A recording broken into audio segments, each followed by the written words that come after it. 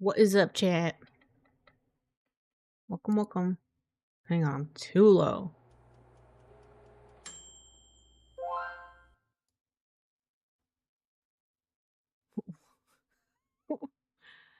Why are you adding more text to the order? If you add more text, it'll just give you something random.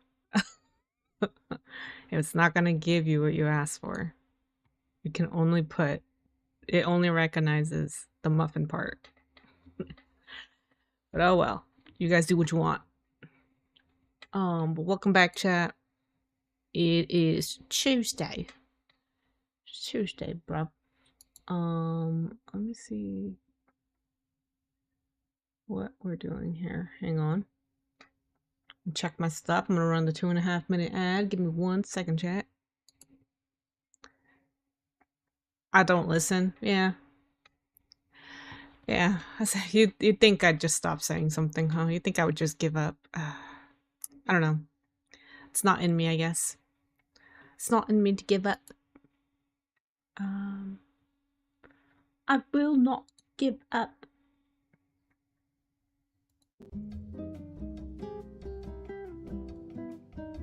There you go. Some music on. Everything's cool. Everything's chillax. We're good. We all right, chat. Welcome, welcome. I hope you guys are doing well. Work sucks. I know. That's a song. I know. But we all doing well. I think. Ow, Derpy. Why are you munching on me? I forgot what I was gonna say. But anyways, second day of working earlier than usual. I think I did a little bit better this time. I woke up on time. Still feel a little out of it. I need to get into the habit of sleeping earlier, not just waking up earlier. But I don't have the habit yet. But I'll get to it. I'll get to it. I'll get to it. It'll happen. I'll get to it. Let me hide this. I don't know why that has volume. There you go. Yeah, I hope you guys are doing well. I've been okay. I don't know if my dogs still have fleas or something because I've cleaned everything and I just cleaned my bed sheets and I got a flea bite like on my leg. And I'm like, where could I have gotten that? I literally just cleaned everything. And my dogs don't have fleas on them. So I'm starting to think that there's a flea roaming around somewhere. And it's so annoying because in these recent past years, there's been a lot more fleas than usual. It's so freaking annoying. I have flea bites like every time summer comes around, which is like all the time because I'm in California, so it's always summer. So fleas do not die off like they used to. Before they would die off like by the time it started cooling down, but now no, it doesn't. Also, chat, I did something stupid. So because of my schedule changed, my schedule has been changing. I do get a lot of pings throughout the day from my Discord, from my Twitch, from like all the social medias I have. I get like notifications constantly. So I got really tired and annoyed of getting them. So what I did is that I started with my Discord. I ended up muting a few servers, not because I don't like them, it's just that I don't really go into them that often and I don't need to be notified of much, to be honest. I usually just go look at something myself if I really need to be informed, which is not often. But I also went through my Twitch because I'm not gonna lie, my For You page is kind of monotonous. It's very of the same thing that I don't watch a lot of streamers that I used to anymore. Like I'm talking like when I first made my Twitch account. So I started going through my For You page and trying to like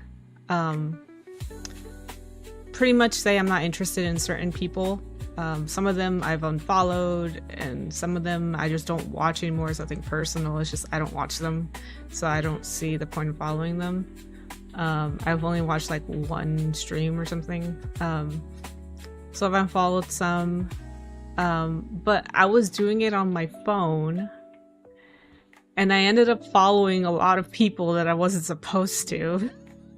Because I can't tell if it's when the button is purple, that means you're not following them.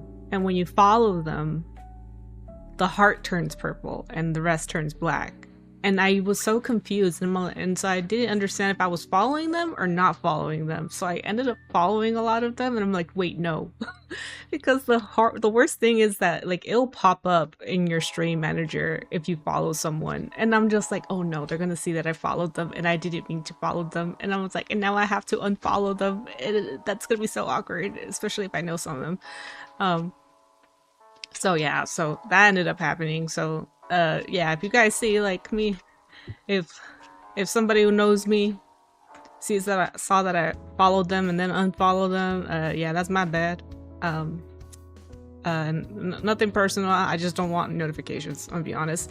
And I know you can mute notifications and stuff like that, but I have a lot of people on my list, and sometimes it like the thing is that not a lot of streamers are active. Or a lot of the streamers that are active around my time don't get shown up in my recommendeds, because I'm following a lot of people. So I kind of muted some people, I unfollowed others. Like for example, like I remember following like Merryweather a long time ago. They're a VTuber and whatnot, but Merryweather only streams like around like 2 o'clock in the morning or 3 o'clock, somewhere in the early mornings, and I'm just like, you know what, I don't think I'm gonna I don't think I need to be notified of when you go live, because I can't even watch your streams. I like Mary, but I can't watch most of their streams because it's like at a time where I'm usually asleep. So I ended up muting them. I was contemplating whether to unfollow them, but I was like, ugh. I've been following Mary for like, I don't know how long. So some people I still follow and whatnot, but some people I unfollowed. It's nothing personal. I just really, really get annoyed throughout the day of getting so many pings from like Twitch lives and Discords and other stuff, that Twitter and whatnot. Like my Twitter notifies me of the dumbest things. Like there's some things I'm like, I don't care about this. Why is it notifying me? It's so annoying. But yeah, I know I can mute notifications on my phone, but there are some notifications that I do need to get throughout the day. So I can't. It's just a lot right now. I'm getting to a point where I'm really tired. So end of the year, you know, things just start becoming a little bit more sensitive to like the stimulation I get. So I've been kind of adjusting a lot of my stuff. So I do apologize if I ended up following and unfollowing and then unfollowing and following some people that I know. It's nothing personal. I just don't want to follow you. I'll watch your stuff like separately if I have to, but I need to curate my For You page.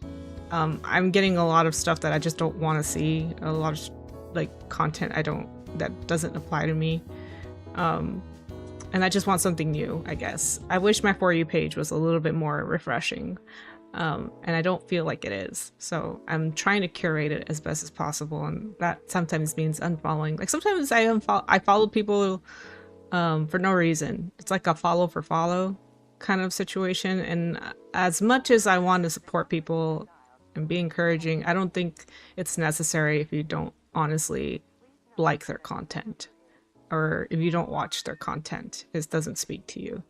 So I kind of made the tough choice of like unfollowing certain people, just because I feel like it's not something I want to do. I kind of want to just,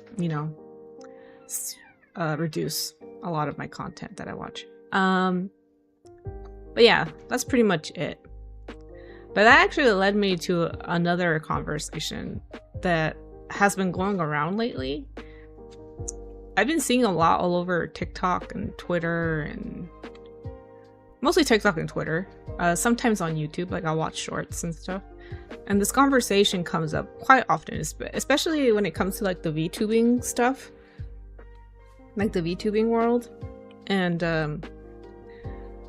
I don't want to be mean about it.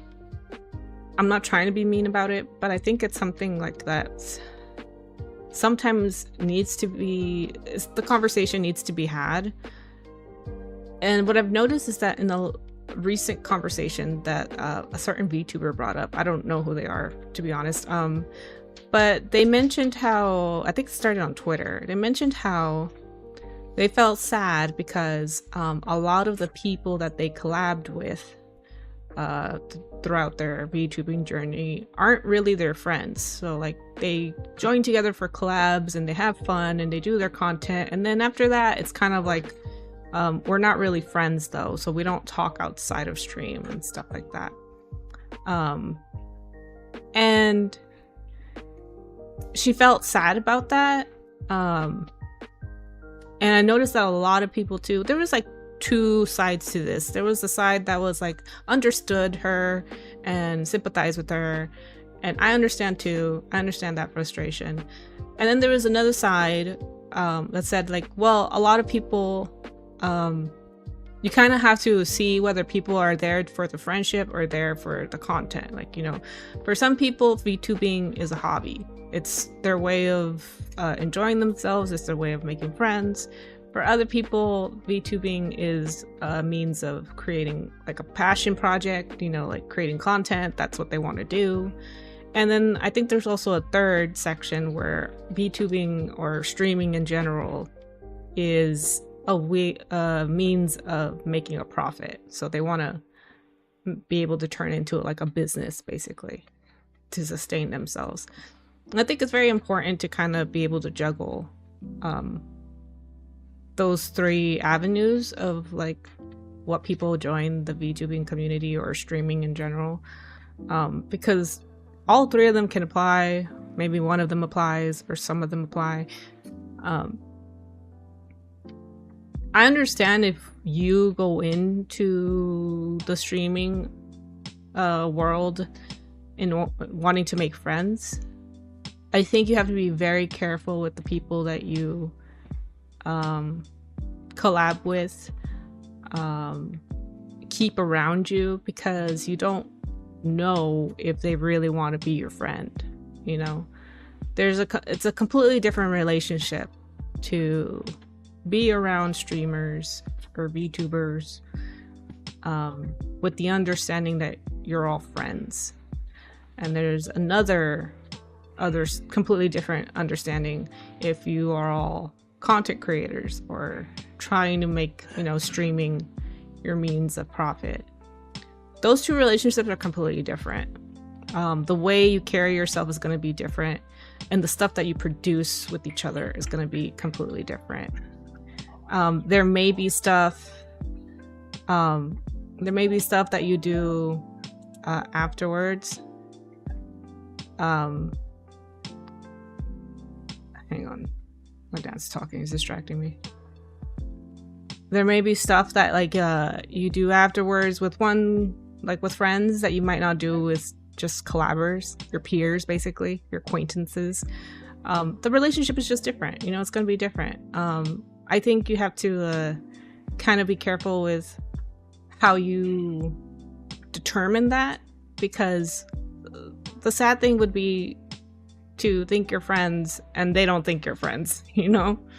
And unfortunately, I've gone through this experience myself. It's very awkward, especially because it's not the same with like a streamer to chatter. Like if a chatter pushes it and thinks we're friends and tries to be a part of something, like tries to be a part of like the streaming aspect of like making decisions, determining what happens on the stream and stuff like that, like you can just ban that chatter, right? You can just be like, no, I don't think that's how this works. Like at the end of the day, you are a chatter, I am the streamer. Like, you know, there's a certain boundary you have to respect, and if they don't respect that, or they think that they have more say than they do, then you can just ban them, you know, and we move on. But it's different with a fellow streamer. When someone else is a fellow streamer, it's very difficult for me to come to a point where I'm like, I'm just gonna ban them, or I'm just gonna cut off contact with them. It's very awkward. It's not a comfortable thing to do. But unfortunately, sometimes it feels like it's the only thing to do, because how do I tell you, like, hey, I'm not your friend. Like, I don't care about you like that. I thought we were just streamers that knew each other and like understood that we were collabing and stuff like that. I don't know where in that journey you got the idea that we were like real friends, like IRL friends, you know? And that does become awkward. It does become like very difficult to manage. I don't know what the social cues would be for that, to be quite honest. I know I say I have my streamer buddies. I say streamer buddies for a specific reason, because we seem like friends, but I don't want to say that we're friends because we don't really know each other outside of stream. We hang out after stream, you know, we spend time, we talk to each other as fellow streamers, but we're not, you know, like telling each other our personal information, like first name, last name, where we live, and what our secrets are and stuff like that. We'll have chats, you know, human to human. We'll sympathize with each other and try to help each other out. But I don't think it touches the point of where like I can compare them to like my childhood friends, or the friends that I made in school, or friends I made at work and stuff like that, that I hang out with after hours. I don't think it's the same relationship, so I can't call them my friends, but I do call them my streamer buddies. They're my acquaintances, they're my peers. I do hold them up a little bit above the average streamer, you know. I keep them a little closer, but you know, they don't know everything about me. And I think that's the difference. So I feel like more and more it's gonna happen, and it has been happening, where there's gonna be this weird conversation of like, well, I thought we were friends. Because it has happened on Twitter. I've seen it so many times, like where, you know, the Google Docky is dropped. People be dropping Google Docies talking about like, they betrayed me, or they bullied me, or they did this and they did that. And it then turns out it's just like a lack of communication between each other, where they just didn't talk to each other and stuff like that. And they thought that they were more than they were, or they interpreted something out of context. And, you know, it was just a lot of miscommunication. And I feel like that's going to happen a lot more. And I don't really know like what the solution to that is. All I can say is like, you know, if you feel like you're headed that way, I would highly recommend that maybe you don't make assumptions, basically. Don't assume that the people you're hanging around with are your friends unless you've had that conversation. And obviously a friendship is it's kind of sealed with certain actions, you know, like don't just say like, hey, they said we're friends, but they have to demonstrate that as well. And you know, if they say like, hey, we're just peers, I just want to, you know, I respect you as a fellow streamer, and I just want to have a streamer on streamer relationship, that's also fine. You know, that's what you guys agreed to, that's what you guys agreed to. If you're collabers and you only join each other for collabs and that's it, that's the only time you guys ever interact, that's fine as well. You know, business is business at the end of the day. Like I have coworkers too. I have coworkers at my job. I don't hang out with them after work though. But like when we're on the hour, you know, we're coworkers. I talk to them, I work with them, I do stuff with them, I joke with them as well. Like, you know, build teamwork and stuff like that. And that's normal. But I feel like recently there's been a lot of chatter about like, why can't we make friends in this industry, or why is it always collabing? I'm like, sometimes that's just how it is. You can't just assume everyone's going into streaming to be friends. Not everyone's doing that. And sometimes people kind of make that clear. If they're not treating you like a friend beyond the streaming aspect, then, you know, I think that's pretty clear. I don't think you need to hear a conversation be like, hey, just to put it into preference, I just want to make sure you understand that we're not friends. Like, it sucks to hear that. I'm gonna be honest, it sucks to hear that. But I know for some people they need to hear that. I just hope I hope it doesn't get too nasty, basically, because I have been seeing a lot of chatter on Twitter and TikTok, and it's becoming so common. And I feel like the conversation is starting to become it's starting to become like a feelings thing. Well, my feelings are hurt, so like you're in the wrong because I thought we were friends, and now my feelings are hurt because we're not friends. And it's like, well, you're not friends with everyone that you work with, so I don't see why your feelings are determining whether or not this person is a good person or a bad person, based on the fact that, you know, it's just, you just need to understand the relationship in different ways. But yeah, I've been seeing a lot of that. I don't know, like, I have a very difficult, I sympathize with everyone, obviously. If you want to go into the streaming aspect to be friends with people, there's nothing wrong with that. I think the way you find friends, though, is very different. It's not going to be the same. Some people lie, you know, some people do start as friends and they tell you they want to be your friend, but in reality they don't want to be your friend. They just want to use you for collaboration or content or exposure or clout or whatever it is. You just have to be careful. Maybe, like, you know, be a little bit more restrained with who you collab with.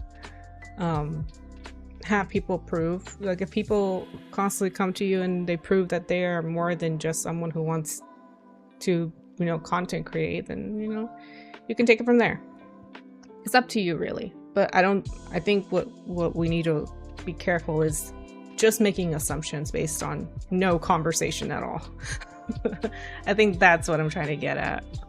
Like, sometimes we don't talk to each other about, like, hey, maybe this is a conversation we should have. Like, how do you feel about hanging out after stream or playing games offline? And I think from those kind of questions, you'll come to the conclusion whether or not this is someone who's in it for the friendship. I think it's just a perspective to a conversation. Nobody asked me. I'm just giving my opinion. Does my opinion matter? No. Is it going to change anything? Probably not. When people find drama and they're like drama chasers, they'll make anything content. So I don't think that conversation is going to go away. Most likely it'll just lead to more drama in the VTubing community. I guess I'm just trying to put a perspective out there, and it is really tiring to kind of see that kind of conversation go on, but, you know, it's going to happen regardless. So there's that. Is there anything else that was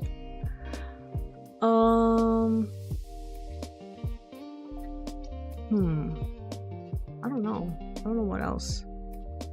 I don't think there's anything else that I need to discuss. We are going to play Dangerous Fellows. We're so close to finishing it. It's the Otome game. I think we left it on a cliffhanger, if I'm not mistaken, and I don't remember what the cliffhanger is. Hell yeah. But we're almost done with it. We're gonna see where we end up, who we end up with, because I'm gonna be honest, I'm ready to finish the game, because I'm very much a story plot person. I love story plots. I want to know what the story plot is from the beginning to end, and so I'm very impatient. I've been kind of like just trying to reason with myself. I'm like, should I play this game every day until I finish it? But I know not everyone's gonna enjoy it, so I don't want to like push a game onto people every day if they don't enjoy it. So I usually just choose one day a week or a few days a week to play a game until we finish it. In this case, the Dangerous Fellows is going to be a once a week thing. Usually Tuesdays is when I did it back then, so I'm going to keep it to Tuesdays. So, without further ado, let's actually get to the game, because the thing about this game is that I have to read. It's not narrated, it's not voice acted, so I have to read it myself, and I'm trying not to destroy my voice. My voice. Let's do that. Let's just play the game. Let me open it up.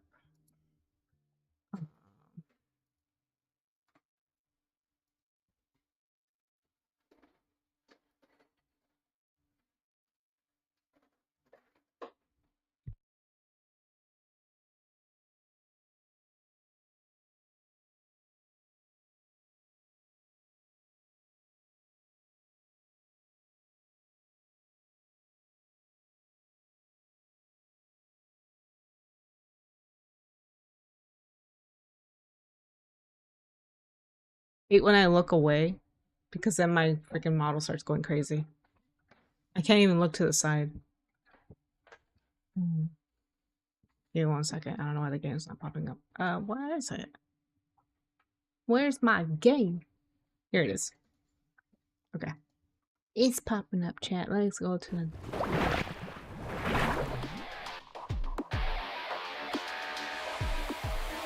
I forgot how loud this game is.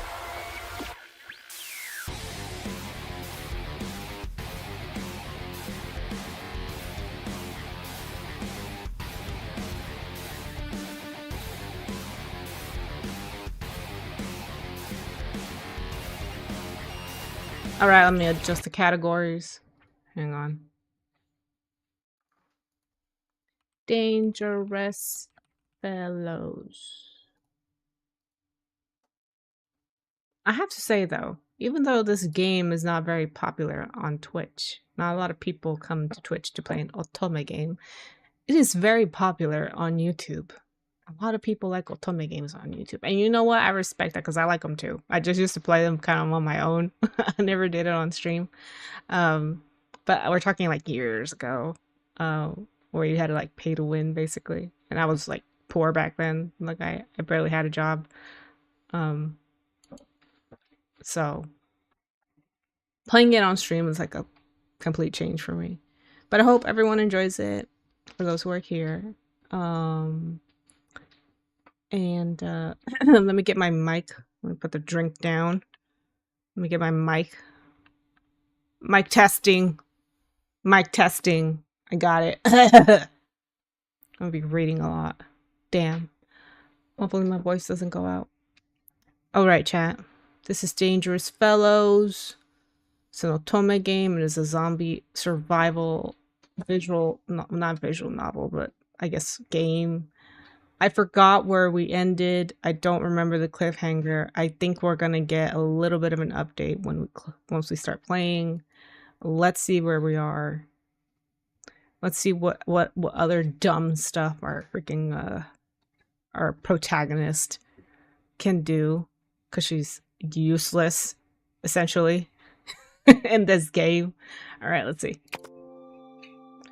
Good luck today. I know you can do this. Oh, Lawrence. I still remember. I don't know. Lawrence is kind of fishy to me. All right, let's see. I hate when it says new and then I don't see anything. Oh, it's all this stuff. But I have to open all of these. I have to pay for all of these. I'm not paying for all of these. Hell no. Okay. Oh, let me boost up the audio just a little bit. Here we go. All right. Episode 19. See, we're almost done. You guys can see right there. Oh, Like where you can see right there. We're almost done with it. I must protect my streak. Bulba, aren't you streaming right now? Well, thank you for the streak.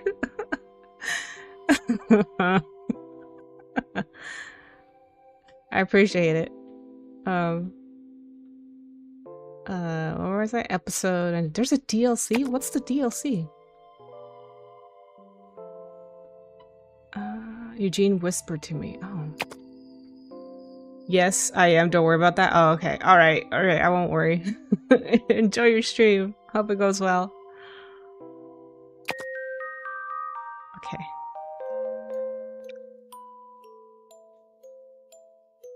I could see the shadowy figure of a person by the school entrance shortly before it disappeared. I don't remember where we are. It was the first time I saw someone other than the guys in our group, so I was nervous, but also kind of excited. See something? I think I saw a person. What is it? I'm just confused. Things have become so complicated now. Oh, Ethan. Not Ethan. Not our good boy Ethan. Not really understanding what he meant, I just tilted my head to the side. Just because they are human, you can't trust them. Not anymore. I realized that he was right. With a troubled mind, I thought back to how Ethan had been when we first met. Because we are all human, we care. Ethan, how had he ended up like this? Oh, he's cold now. That's what they're trying to say. Ethan's a cold boy. When you said you saw someone, I wasn't sure what to think. It worries me and bothers me at the same time. I'm just gonna say we need to be more careful. Oh, heck yeah, I made the right decision. Heck yeah. We need to be more careful. If we get stronger and stay careful, wouldn't we be able to protect ourselves, even if we met new people? Instead of just suspecting them? I worried that what I said would sound like me scolding him. But surprisingly, he looked relieved to hear it. You're right. As long as we don't let our guard down, we don't have to be worried about meeting anyone. I thought I wasn't making any sense, but I'm glad you understand what I meant. Let's get back. The guys must be worried. I don't remember where we are, chat. I really don't remember. I don't know what happened. I know Scarlet is dead. Remember? That's where we left off. Scarlet died. Thank God. I'm just kidding. No, not thank God. Not thank God. But, you know, like, come on, she had it coming. Nobody liked her. Okay.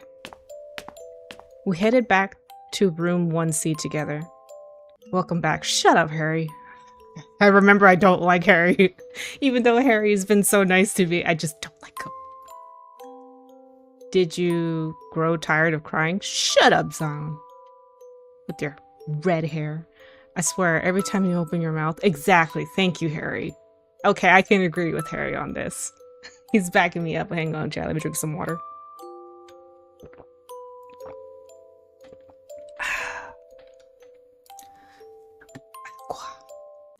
Eugene was standing behind Zion, poking his head out, looking at me. I just silently watched as he hesitantly walked up to me. I can't enunciate. Bobby. Hi, everyone. Hey, Nikki. What's up, buddy? Thank you for making it. Good to see you.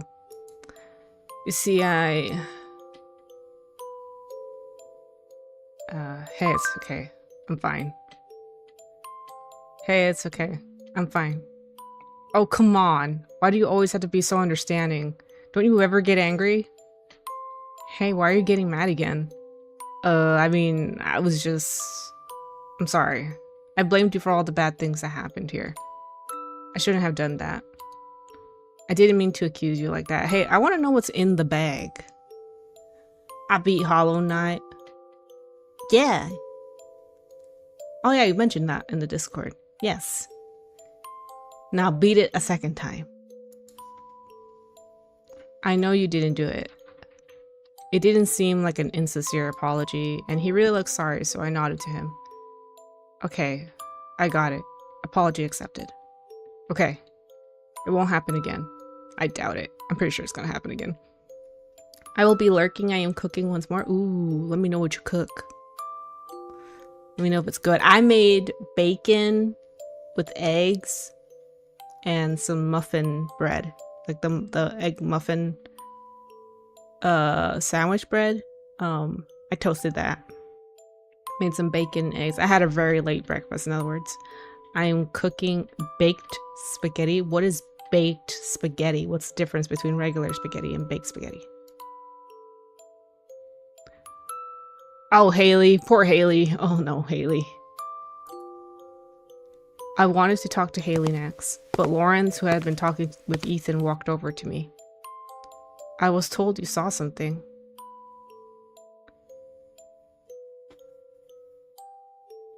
Ugh. Oh, I saw a person outside. They were wandering around the entrance. I see. A person, huh? We'll just keep that in mind when we patrol outside the gate. We're going to patrol again? After all this? I guess we have a few things to take care of first. But we still need to go find some food. We can't just starve here. That's true, but... Where's Sue, by the way? Has she already gone to sleep? But she never misses the meetings. Oh no, I don't like this chat. Not Sue. Baked spaghetti is cooked in the oven with a different pasta than the noodles. Oh, okay, I get it. I'm like, what? I get it. Oh, sounds good though. Oh, make sure you add some extra cheese for me. While we need to do our best during patrols, we've started to distrust each other inside the school. I felt like I saw Lawrence glance over at Zion and Harry as he spoke, and one of us ended up dying. We need to stay on our toes. That's why, from this point on, I'll be keeping a record of any unusual behavior of everyone. Are you telling us to be suspicious of Sue? Unfortunately, yes. But still... I'm just gonna not say anything. It's similar to lasagna, if I'm being honest. Yeah, it does sound like lasagna, but I understand. Yeah, it does sound good, though. I couldn't reply. Sue wouldn't have wanted me to. I made the right choice. Heck yeah, chat. I thought I could feel Lawrence briefly look at me. I swallowed. Fortunately, it seemed like he just looked at everyone before he kept speaking. Let's keep our eyes open. Was it my imagination, or was Lawrence colder than usual? Or could it just have been because of the situation? Lasagna is on Friday too. Ooh. Oh, it just sounds good. Stop, you're making me hungry. First of all, I can see you're all really tired. But the reason I ask you all here is to emphasize how important it is for us to stick together. As Lawrence finished his sentence, the room went quiet. Also, we have things to do that can't wait. Let's take our farewells with Scarlet. We all closed our eyes. Then Lawrence started his speech with a calm voice. I have a very large menu for the next week. Ooh, sounds good. Just like the last time, he ended his speech with a request for everyone to overcome any hardships and to stay strong. This time, it somehow felt more heartbreaking than with Jay. Let's take one day to recover, and then start with patrols again. Harry, you have the map with all the previous search zones marked, right? Ah, that's right. It's in my room. Great. Make sure you bring it with you. Got it. That's the end of the meeting. All dismissed. Patrol. Ignoring Eugene's mumbling, I walked over to Harry, curious about the map. I hadn't heard about that before. Here it is. Even though it really isn't anything special, Harry pulled out a large map after digging around in his bag. He had clearly looked at it often, judging by the torn corners. Haha, we took it from a real estate office. Huge, isn't it? As he reached out to hand me the map, he opened his open bag, tipped over, spilling all the contents all over the floor. Among the noise that was created by the falling things, I heard a sound of an empty bottle. I'm so clumsy. I'll help you. No, there's no... Ignoring his response, I bent down to help him pick up everything up. I noticed a small plastic bottle. Medicine? Yeah, it's nothing. I didn't know you were sick, Harry. Well, you see, it's just for headaches. I'm not infected or anything like that. It's just that since earlier, flustered, Harry kept rambling on incoherently. It's fine. Everyone gets sick every now and then. But this... I shook the bottle. It was really light and made no noise as I shook it. Yeah, it's empty. I just carry it with me every time. It helps me. Have you had headaches for a long time? I guess I do, or not. I don't know. He put on a wide smile, but it didn't feel sincere at all. My family went through a tough time. My mom cried every day. Harry, you don't have to talk about it if you don't want to. No, it's okay. I can talk about this now. Okay? I don't know. I really don't want to have this moment with Harry. I'm not gonna lie. When I saw her cry, I felt like I shouldn't cry, so I've always kept it inside. Because of that, whenever I'd usually cry, I'd instead get bad headaches. You don't have to keep it in. Oh, I'm not excited for Harry. I'm not gonna lie, I'm not excited to hear Harry talk like me. Ew. You don't have to keep it in. If you keep it in, you'll just keep hurting. It's okay to cry. I'm sure your mother would have said the same. Thank you. Thank you for saying that. Ooh. Harry smiled softly as I carefully handed the bottle back to him. He was so kind, but I could tell that he still had some burden he was carrying on his own. It felt weird to see our neighborhood on a map. Since I hadn't had many reasons to watch them, it was actually kind of difficult to recognize locations. Let's disassociate and stare into the wall. That's right. What's up, potion shot? Oh, you gyrating? Hell yeah. Sexy time. But every here and there, I recognized names of places I used to know, making me feel excited. Was it because we had so little entertainment left in the world? Ooh, yeah, booty shake. Booty, booty, booty shake. Booty shake. Booty, booty, booty shake. Booty shake. Booty, booty, booty shake. Turn around, but back it up. Show me what you got. We studied the map together for a while before I went back inside. Bobby, on my way back, I found Eugene standing outside my room. Were you waiting for me? Yeah. I brought him into my room, but something was different. He seemed kind of upset. He kind of seemed upset, sorry. At the same time, he looked serious too. What is it? You know, how about leaving this place together? What are you talking about? What are you talking about? I'm serious. Let's get out of this place. I'm sick of it. Nothing really works out here. No, I get what you mean. It's just so out of the blue. You really think this is sudden? I mean, it's kind of sudden, bro. Bro, we're in a zombie apocalypse. Our friend just died. What do you mean? Imagine thinking like, hey, let's just get out of here. Just the two of us. We could just go. Like, if that was easy, everyone would have done that. But he's young. He's the youngest, I think. I think out of all of them, he's 16, if I'm not mistaken. I think the rest of them are 17 and 18, including myself. So he's the youngest. So, you know, he is a young man going through puberty. So, you know, he's in his feelings right now. He had always looked worried. I'm sorry, but I don't think leaving here is a good idea. All right. Maybe you're right. It's safer here. It's so peaceful here, I guess I forgot what it's like outside. Okay, Bobby, you should get some rest. I'm worried now. Now I'm worried about him. I have a feeling like he's just saying that to placate me, and he's gonna, like, run off on his own. You know what I'm saying? And that's what worries me, because, like, we don't know where Sue is.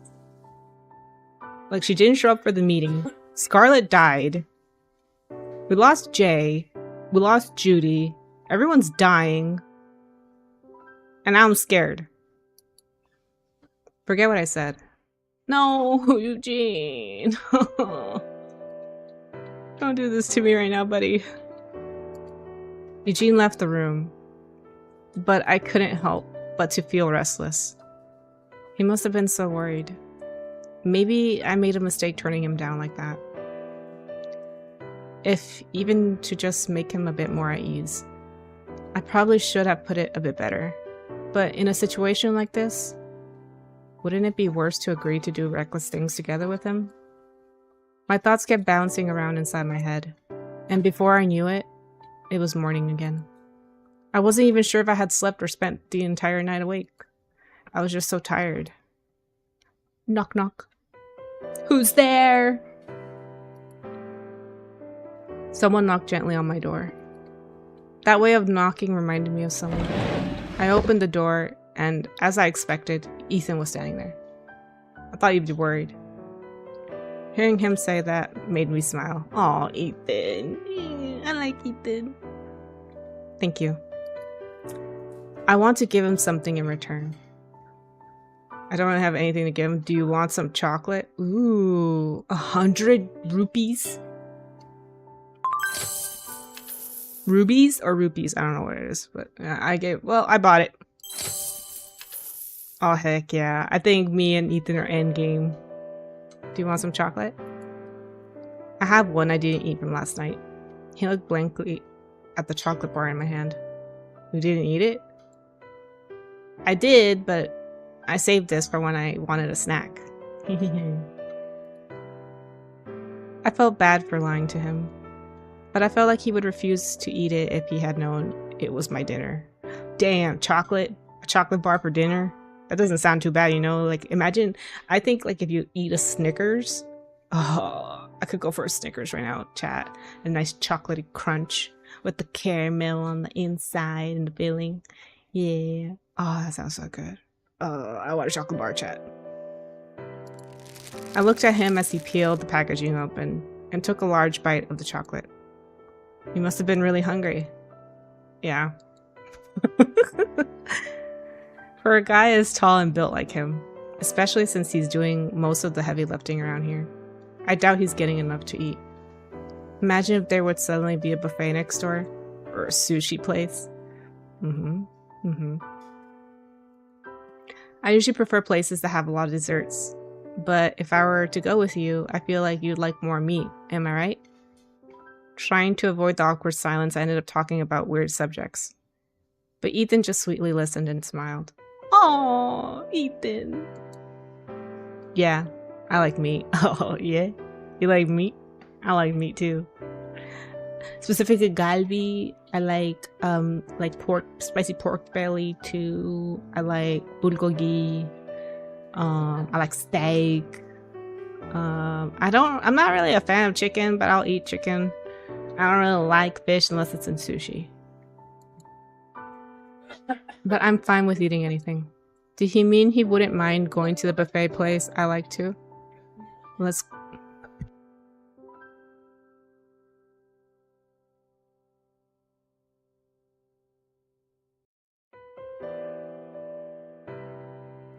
go together then.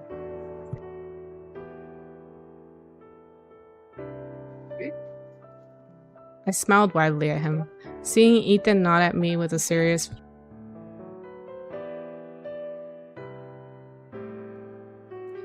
I felt he was a really good friend. I had to focus on staying strong. Being afraid wasn't going to help me here. But Ethan being by my side made me feel safe. Ooh! Is the game telling us we're endgame?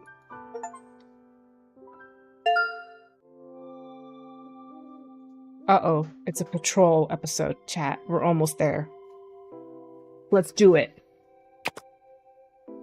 We need to choose groups. Who should I go with? Spend time together to get to know him better. You can obtain other images of lovely. Okay. I don't want to spend... Eugene, I don't think there's enough time left to get to know Eugene. Zion. I feel like Lawrence is someone we don't really know. He's been really weird. And I feel like he knows a lot more than what I think is. So I think going with Lawrence. I have one ticket.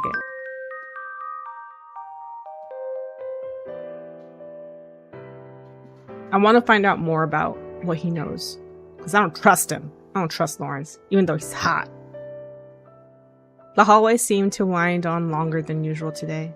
I dragged my feet forward, wishing I didn't have to be there. The reason being... Hey, have you thought about where to look? Not yet. Lawrence and I were on patrol duty today. All we had to do was just looking around the hallways and checking for any strange signs. But with everything that had been happening lately, I wasn't really in the mood.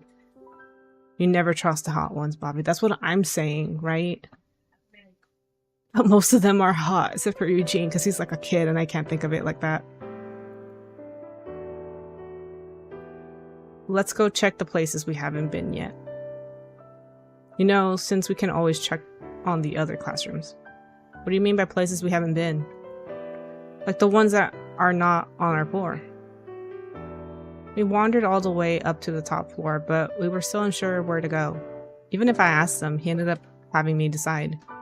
Just moments ago back in the classroom, I was so eager to do this, but now that I had the freedom to choose, I had no idea what to do with it. You can take your time thinking about it. You don't have to tell me right now, okay? Okay. But I still felt like I had to make a decision right away. Places we didn't check out often. I looked at the doors and their signs as we walked past them down the hallway. Hey Lawrence, how about that room? The sign on the door read, Principal's Office. Lawrence just stared at it without saying a word. Doesn't he like my suggestion? Is that a place we shouldn't go? It probably doesn't have anything that would be of any help there. I froze without being able to finish the sentence. Lawrence was looking me right in the eye, smiling. Oh, I don't like that, man. I don't know. Lawrence, ugh. No, it's perfect. It's just the two of us. There's no reason we couldn't. Come here. Let's go in. He grabbed my hand and started walking toward the principal's office. I don't know, chat. Is it open? Yep. The door opened and we were met by the principal's office interior. It was so quiet you could hear a fly sneeze. What? Can a fly sneeze? Someone Google that. Can a fly sneeze? Do flies sneeze? Can flies get sick? But they don't live long enough, right? They only live like 72 hours, I think. Or 24 hours once they mature. It was as if the room was isolated from everything that was going on outside. I had always imagined the principal's office would be more intimidating. But it was nothing like what I imagined. It was quite cozy with the comfy chairs surrounding the middle of the room. And the walls are nicely decorated with trophies and photos. As the room was filled with just the bare necessities, it had a very plain feeling to it. Wow. I've never been in a principal's office before. I was just planning on checking the door to see if it was open. But thanks to you, I got to look around in here for the first time too. There's no need to thank me. I waved my hand in denial as I felt my face get flushed. Lawrence just smiled kindly. Anyways, it's so clean in here. It seemed like no one had been in this room before us, but I doubted we'd find anything here. I let out a sigh. Do you think there'll be anything we can bring with us in here? Like cookies? Cookies? Yeah, in places like these, I feel like they sometimes have a fridge where they keep snacks for guests.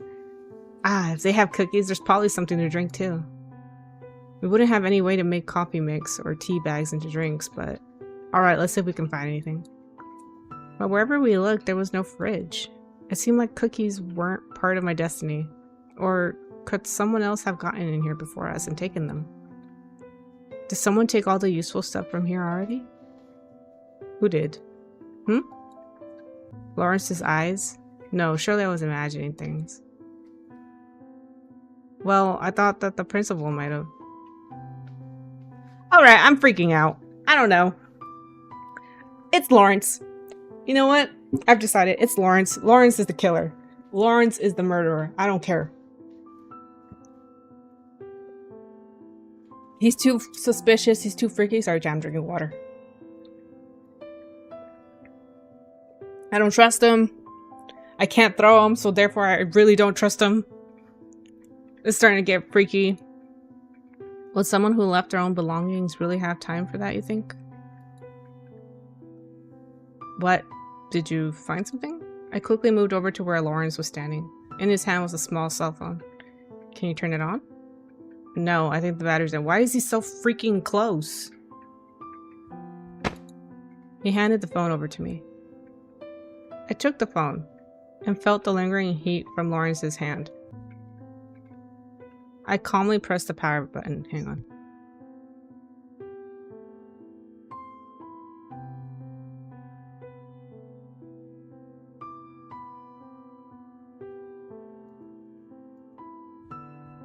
But the screen stayed dark without a single flicker. The battery must have been completely drained.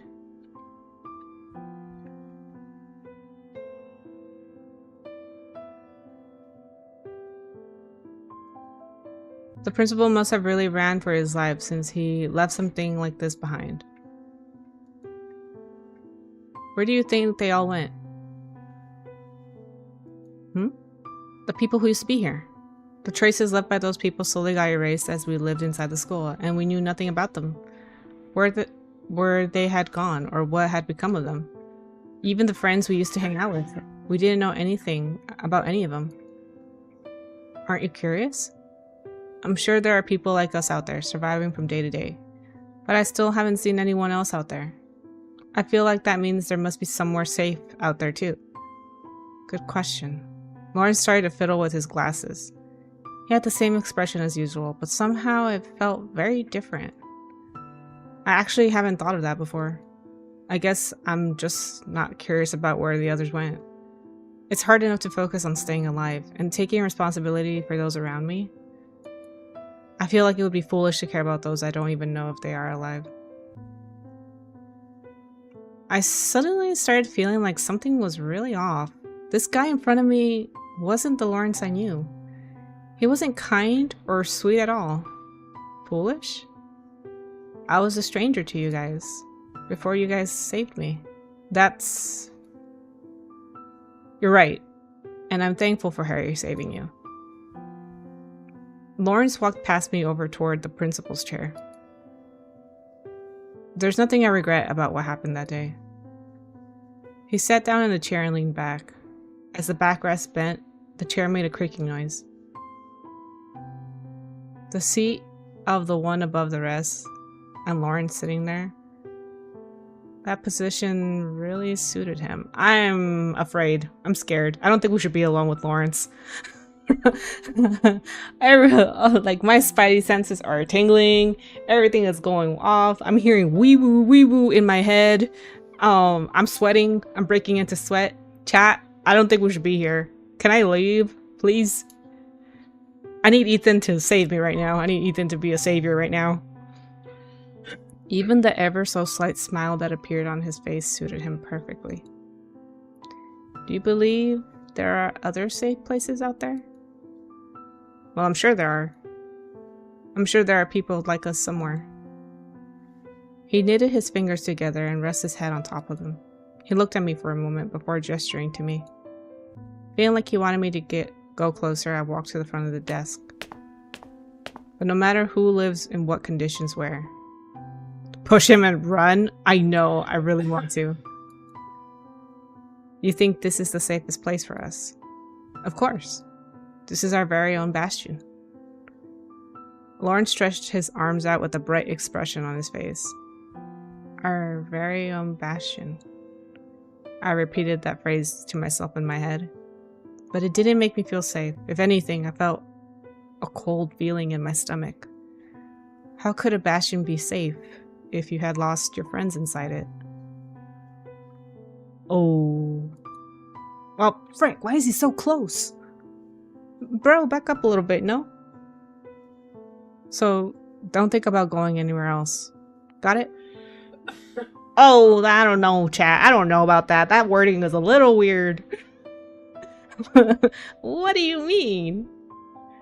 Bro, my friends are gone, and Scarlett died, and so did Jay. Oh no, chat. It's not good. It's not going good, chat. I don't feel safe. Lawrence gently stroked my head. Don't touch me! Don't freaking touch me. I was sure that whatever we talked about, it would lead back to the same conversation again. So I just nodded quietly. I didn't want to speak about it anymore. The others must be waiting. Let's head back, Lawrence. Yeah. I turned away from Lawrence as he smiled at me and walked outside. Shortly afterward, the door to the principal's office slammed shut. I'm scared. I'm scared, chat. I don't like this feeling. I don't trust Lawrence. Episode 20. The next morning. We were preparing for going outside to patrol. Oh, Haley. Haley's eyes were filled with anxiety. Oh no, Haley. She's so sweet. I could feel what she was worried about. Today we'll split into a group. Checking the school and one group going outside. Okay, 2 groups on. Which one do you prefer? Since you seem worried, I'll do my best to reflect your wishes. I noticed Haley glanced over at me, but as soon as I looked over, she turned away. Seeing her bite her lips, Eugene got annoyed. What are you doing? Are you just gonna do nothing? Are you just gonna rest in your own comfortability? Haley got startled, making me feel like I had to intervene. Don't talk to her like that, Eugene. What? I didn't say anything wrong. Try to be a bit more nice. Try to be a bit more nice, bro. Come on. I don't want any more fights. You don't need to put it so aggressively. Fine. I got it. Eugene hesitated for a moment before looking over at Haley. Hi. You don't have to apologize. No, I guess I might have been a bit harsh. Sorry. Okay. Poor Haley. Haley's she's just dribbling with anxiety right now. I patted Eugene on his back for doing a good job. Back when we first met, I would never have imagined him to be able to apologize like that. You see me as a kid, don't you? Not at all. You acted like a real adult just now. That just makes it sound like you're seeing me as a kid. Alright everyone, let's get back to the meeting. Who can volunteer for going outside? What about Sue? Has anyone... Are we all just thinking that the person outside was Sue? Hello? I'll do it. Then Haley and I will stay in school. Oh, Sue! It seemed like Sue got that Haley was uncomfortable around me too. It was Sue. What happened? What happened? What was going on? When did she come back? And then now, Zion. Yeah? Do you mind staying in the school? Since Ethan and I are going out, we need someone strong to stay here. How did you know I wanted to go out? Oh, well, if that's what you want, I guess I don't have a choice. Harry, you're going outside too, right? Yeah, I'll go too. It's decided then. Me, Bobby, Ethan, and Harry, the 4 of us will be the team heading outside today. And Haley, Sue, Eugene, and Zion will stay and guard the school. I got a weird feeling about the atmosphere in the room. Was I imagining things? I don't like where this is going, chat. So take a look at this. But my train of thought was cut short by Lawrence pulling out a map in front of us. Right here is where Right here is where we'll begin our search, and then we'll go all the way here to the station. It's quite a long route, so be sure to stay on your toes the whole time. It would be really nice to find some clean water too. As always, we moved very quietly after going outside the school gates. Okay, here's my prediction. He took Harry and Ethan with him. And me. Harry is pretty smart, and so is Ethan. I have a bad feeling that Lawrence is trying to take us out. Because he left the two girls, the youngest, and Zion, who's not really the smartest and he's not the strongest either. I have a bad feeling that one of us isn't going to make it. Oh no. Okay, so it's either Ethan or Harry that's going to be taken out. I know Lawrence is plotting to kill us. I have a feeling. The further we went from the school, the more nervousness started setting in. And each step grew heavier. Wow, why does he stay so close? God damn. Harry patted me on the shoulder, telling me it would be okay. I thanked him with a smile and kept walking. In the distance, I've spotted a pharmacy sign. It's just for headaches. But this, yeah, it's empty. Could there have been some painkillers left in there? Most people probably went for the antibiotics or bandages. I carefully tapped Lawrence's arm. Oh, is there something wrong? Can we stop by there? I pointed to the pharmacy as I whispered in his ear. The pharmacy? That would be kind of a detour. It won't be long. You know I can run fast. It won't be long. You know I can run fast. It's not about running fast. It's more dangerous than you think. Lawrence contemplated for a moment. You guys want to look around there then? I'll go with there. Is that okay with you? Be careful, you guys. Lawrence pointed to the direction we were originally heading. We'll rendezvous over there, by the blue sign. Alright, thanks, Lawrence. We wished each other good luck and split up. Luckily, we didn't run into any zombies on our way to the pharmacy. We walked inside the pharmacy and found that the things were still displayed quite neatly. Not that there wasn't very much left to put on display, but still. I thought it'd be messier in here. Same here, I guess not too many people have stopped by. Harry opened his bag and stuffs with bandages and stuffs it with bandages and antiseptics. This is actually better than I expected. That's why you really want to check this place out. I let out a laugh. I didn't want to take all the credit myself, so I just kept looking for painkillers. Oh! A small bottle on one of the shelves grabbed my attention. I checked the cap to make sure it hadn't been opened. I turned around to see Harry trying to open a small drawer.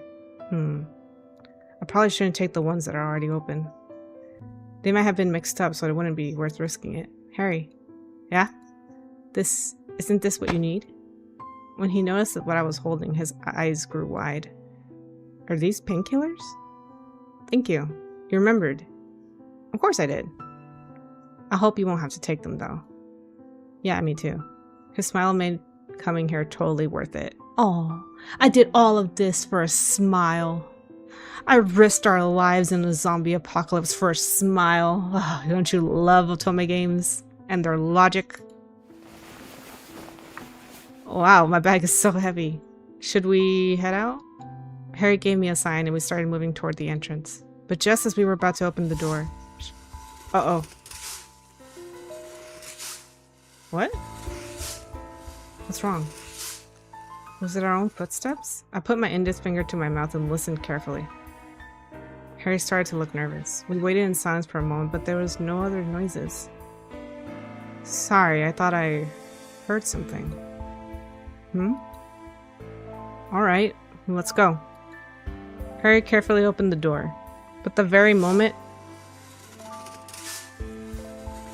This time Harry must have heard it too as his eyes went thin and he started looking around. Step back. Damn it. It must have heard us trying to open the door.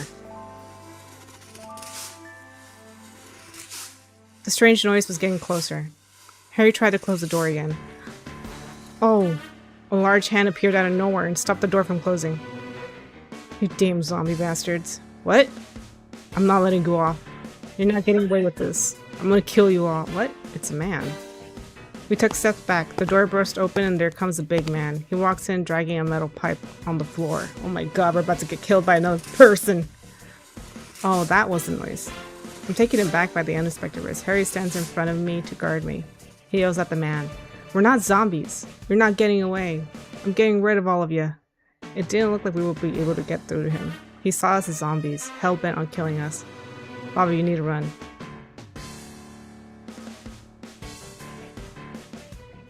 No, I won't leave you behind. No, I won't leave you behind. You have to quickly. Ah! The man swung his pipe he was holding and Harry seemed just about be able to take the blow. His face was filled with agony. He's definitely gonna use those painkillers now. The man was really trying to kill us. Feeling a chill down my spine, I turned around and grabbed a large shelf. Harry, this way. Harry pushed the man as hard as he could and sprinted over to me. When he got close, I knocked over the shelf to block the way. The shelf dropped down the floor with a loud crash. Taking the opportunity, we ran further inside the pharmacy. Ah, you bastards! I could hear his grunts and clomping footsteps as he chased us. As we ran, we knocked over anything we could to try to slow him down. Bobby, over there. Harry was pointing over to a door in the back of the room. We started rushing towards it, but no, it was locked. And the lock was too high up to be unlocked quickly. No, there was no way out, and the man kept getting closer to us. Oh no, what should we do now?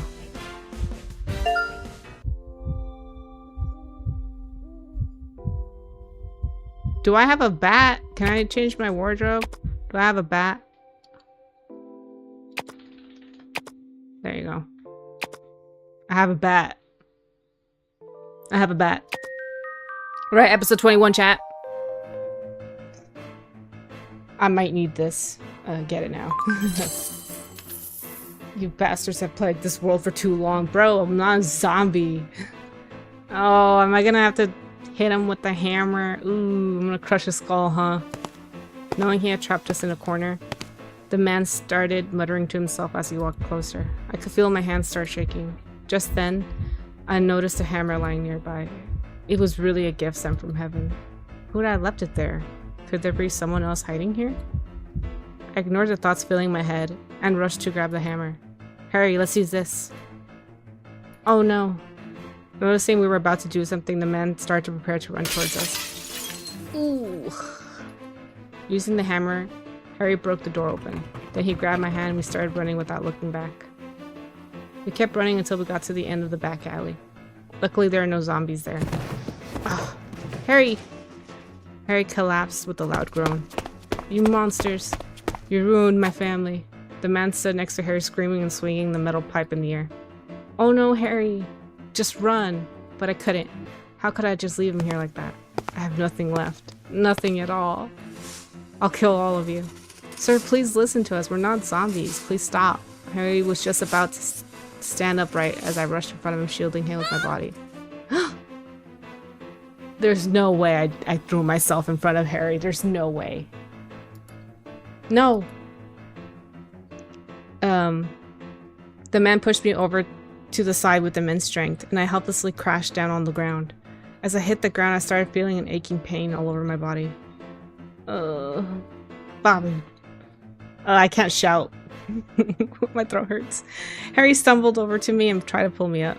I felt my body quickly being pulled over toward him, and where I just laid down. Ooh! The loud noise of pipes striking the ground rang in my head. Die! The man raised his hand, holding the pipe once again. I pushed Harry as hard as I could and closed my eyes. Ah! I didn't have enough strength in my legs to get up anyway. Was this the way I was going to die? Ooh, please tell me it was Ethan.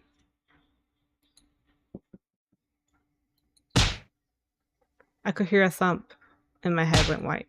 I didn't even feel any pain. But then that sound. Slightly worried, I opened my eyes. Ugh. The man collapsed on the floor next to me. Huh?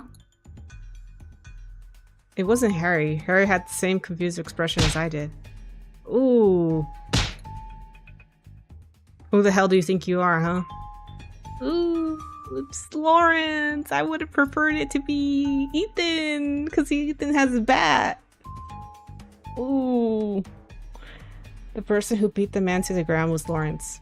But even though the man was lying still on the ground, Lawrence was mercilessly swinging Ethan's bat at him. Oh my god, he took Ethan's bat. Lawrence. His eyes looked so terrifying that I couldn't even finish my sentence. But I still had to stop him. Lawrence! Oh. Bobby. Are you alright? Sorry, I should have come sooner. I'm back. My phone died. What'd I miss? We were being chased by a man who thinks we're zombies. And right when we were about to get hit with the metal pipe, Lawrence hit him with Ethan's bat. And he's just started beating the man with Ethan's bat. I think he killed him. Lawrence is weird. I don't trust them. We can't leave this guy alive, right? Why is he smiling? Ugh! I noticed his face was splashed with red with blood. Please, stop. Lawrence, what the hell are you doing? Stop it. Harry grabbed Lawrence's arm and pulled him away, but the man lying on the ground was already long dead. However, I was more afraid of looking up at Lawrence than down at the corpse. Are you okay? Lawrence walked over and stretched his hand toward me. Seeing his hand drenched in blood, I reflexively took a step back. Come here. You don't have to be afraid anymore. No, I don't know, Lawrence. I think I should be a little afraid. Don't you think? I'll get up on my own. No, I don't think you can do it on your own. Oh, I don't like the double innuendo here. I'm not enjoying this experience. Look at yourself. This man, he wasn't a zombie.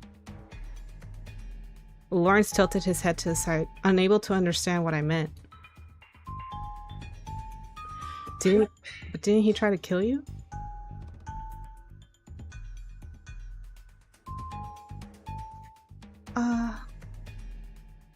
What should I say? Yeah, I was gonna say I should probably just be quiet. We need to leave. Yeah. Right, you understand me, don't you? Unable to even shake my head, I just silently looked at Lawrence. I was afraid of what he would say if I told him I was afraid of him. Because I am afraid of him. Bro scares me.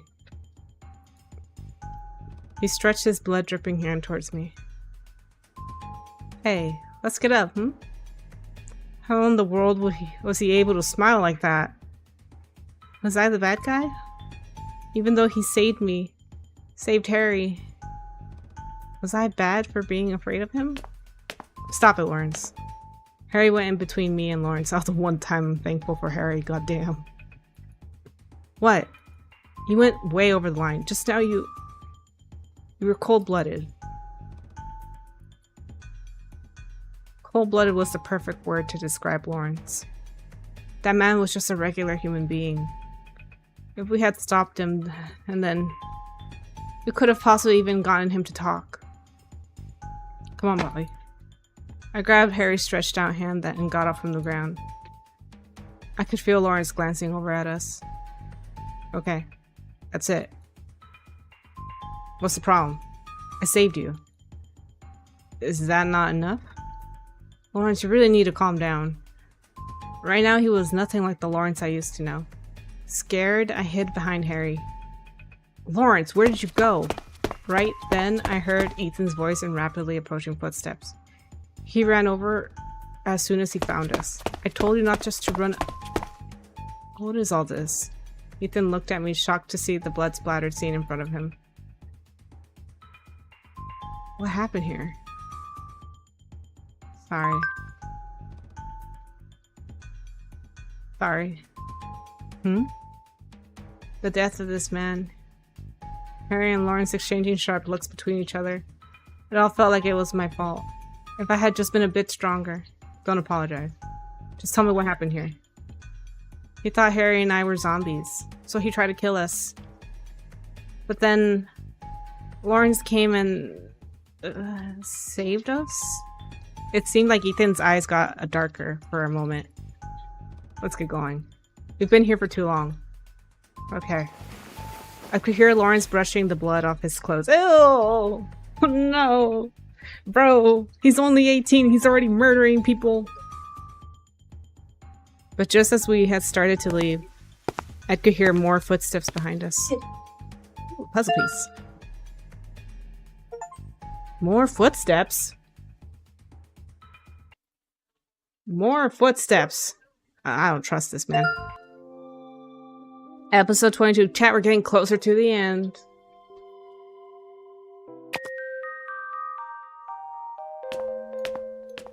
Where did he go this time? Oh no!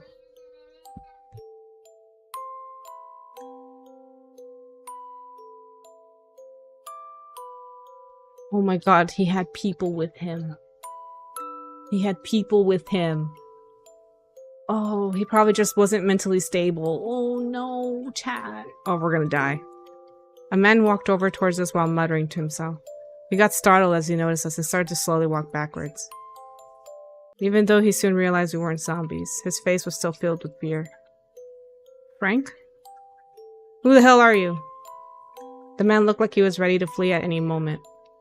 Did he think we all looked threatening? I mean, they're just a bunch of kids. I can't explain.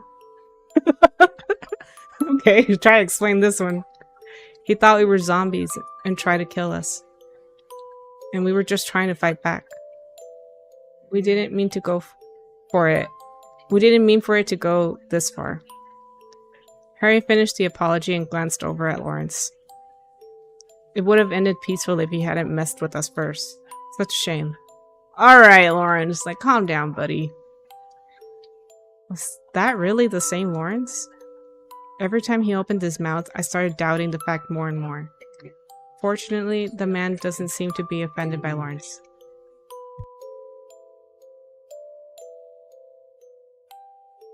You poor guy. I knew this would happen. I told you so many times, why didn't you listen to me? The man talked to the body of his friend lying bloody on the ground, with a troubled expression on his face.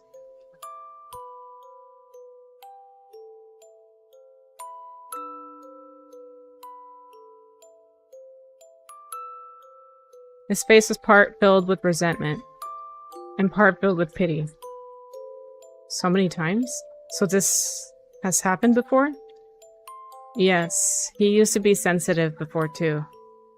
But it kept getting worse and worse, especially since he learned about the safe zone. It started getting really bad. He believed everyone outside of the safe zone were all infected. We were shocked to hear what the man was saying. What? The safe zone? You guys didn't know? Surely I wasn't the only one who didn't know. I quickly glanced over at the others.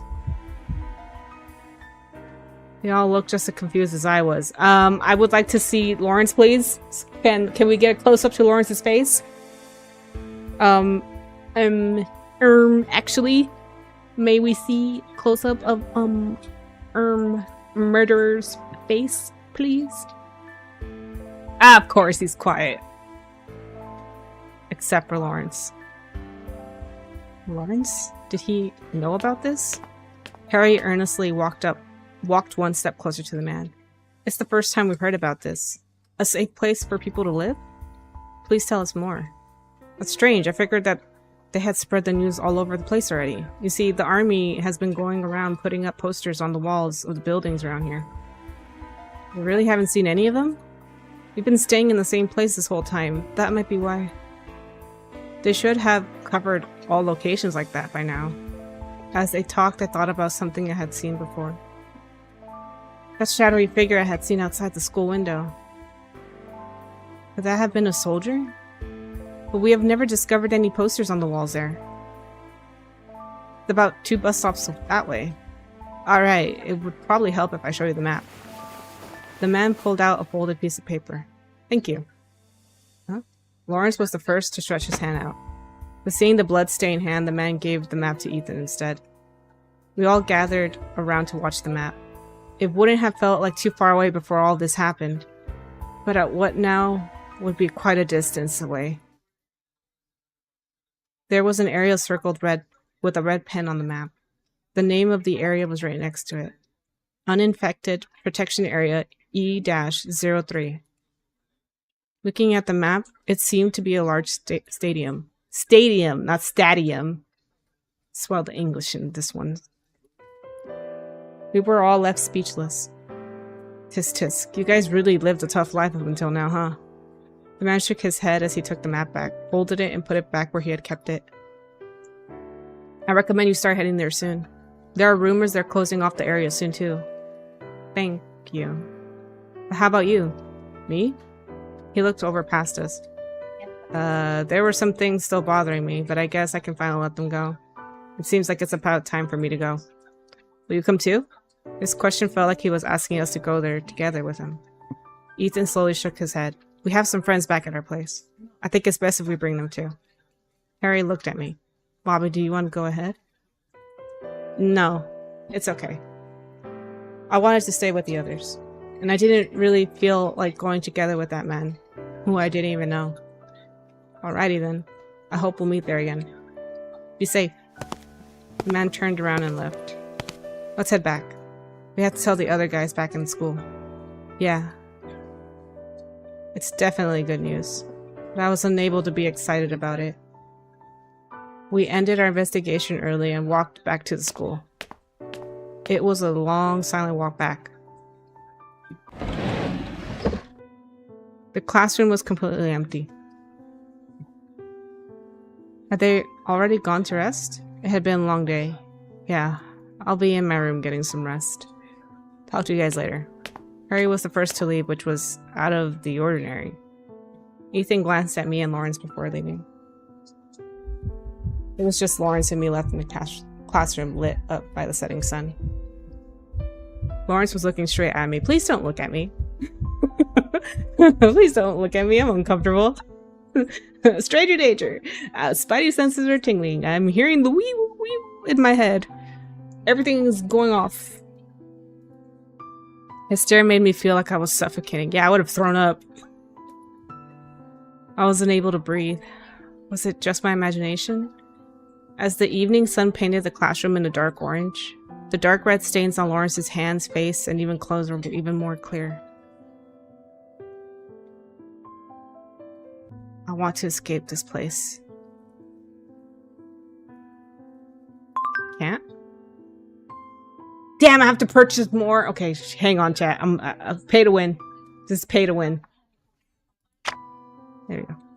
Let me see. Hang on.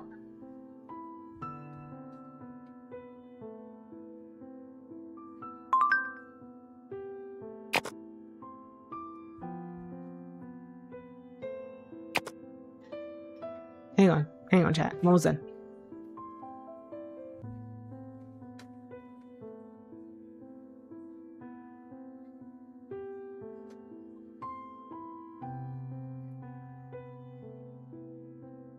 I'll have to add funds. Alright, I'll add like this much, I guess. Let's just add some money to my bank account. I mean, to my Steam wallet. Oh. Oh my god. What? What do you want, plate? Get out of here.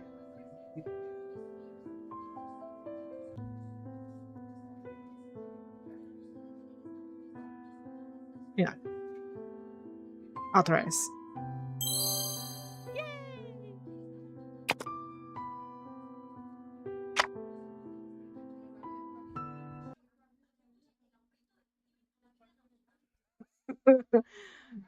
Don't judge me. I want to play the game. I want to win.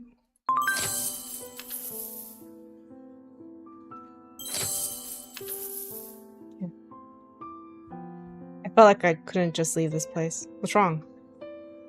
Did you get hurt back there? His friendly voice. My legs started to tremble, but I endured it. No, I'm fine. That's a relief. But you look bothered. I hastily put my bag down and took out the cotton pads and transparent sanitizer that we found in the pharmacy. The strong alcohol smell spread throughout the classroom as I put it on the cotton pads. The blood wasn't from Lawrence getting hurt himself, but I decided to use sanitizer fluid since drinkable water was precious. I put the wet pads on one of Lawrence's hands. You need to get that blood off your hands, Lawrence. Are you afraid? Why is he smiling? Why is he smiling? I would punch him. I want to beat him with Ethan's bat. Stop smiling. Oh my god. Freak. Just because you're hot. I'm not gonna kill you.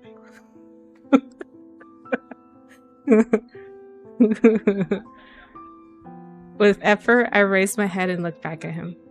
His face, inches away from my own, was filled with a smile. You don't really seem afraid, Lawrence. Of what? Oh my god, Jesus Christ. All of it. Everything that's been going on around here. It's not true, Bobby. There are things I'm afraid of too. Didn't you see me out there? When? I had no idea what he was talking about. So instead of answering him, I looked down and quietly cleaned his hands. I could feel him looking down at me. I'll go get some rest too. I'll leave the cotton pads here. Wipe off your face too, Lawrence. I hurried over to the classroom door. Yeah, hell yeah, girl, run! It seemed to make a louder noise than usual as I shut it. I felt a strange sense of freedom. Feeling like my legs were about to give in, I barely kept myself standing by using the wall as support. I would throw up. Oh, Bobby. Hey, didn't I tell you to let us know when you were back? Noticing me in the hallway, Zion walked over toward me with large steps. I felt like being by myself, but since I couldn't get rid of this strange feeling, it might have been a good thing that he was there. How'd it go? Well, I didn't get hurt, but since we never decided to keep it a secret, I figured it would be fine to tell him. What would you do if you found out there was a safer place in here? Huh? I guess I wonder why we didn't know about it before. And then I'd probably start packing right away. As long as it's not ridiculously far or something, I mean. Why are you asking me that all of a sudden? They say there's a safe zone out there, Zion. Zion's face hardened as he realized what I was saying. You sure? How'd you find out? Outside. This man told us. If he's right, then we should get going right away. And let the other guys. The door suddenly opened, cutting Zion off. Oh crap, we were right outside classroom 1C, of course. Good job, protagonist. Good job. Of course you're gonna say right outside of the room with the crazy guy who just murdered someone. Good job. Oh my freaking god, I hate this protagonist. Lawrence was standing there smiling, his face and hands now all clean. You're right, Zion. If that's really true, we should go right away. What? Episode 23. Okay, one more episode and I think we'll call it for today.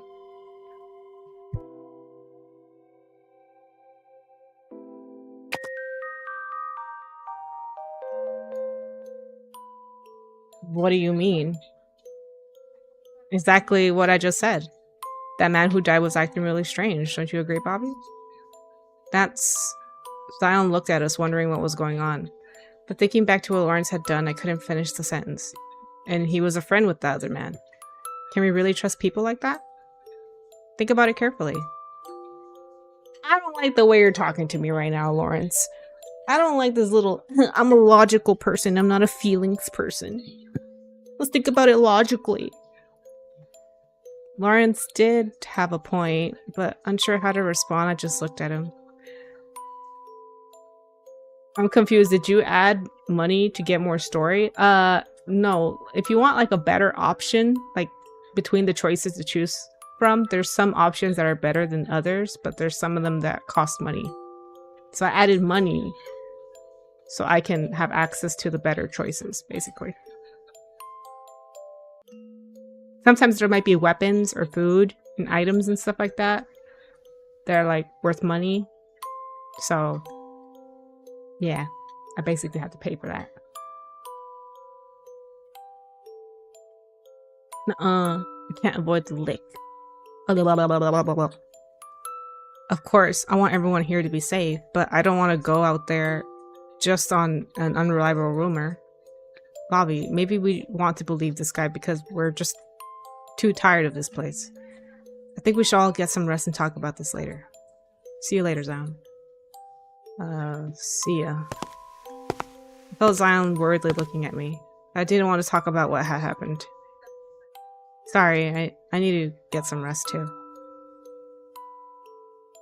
You will tell me what happened today, won't you? Later. Okay. I'm not really big on waiting though. But you'll promise to tell me, right? Okay. Well. But it really seems like something happened out there. Get some rest, buddy. Zion laid his hand on top of my head. Sorry. I could feel the warmth of his palm. His eyes met mine for a second before he entered 1C. I curled up on the floor of my own room. Judy. I miss you, Judy.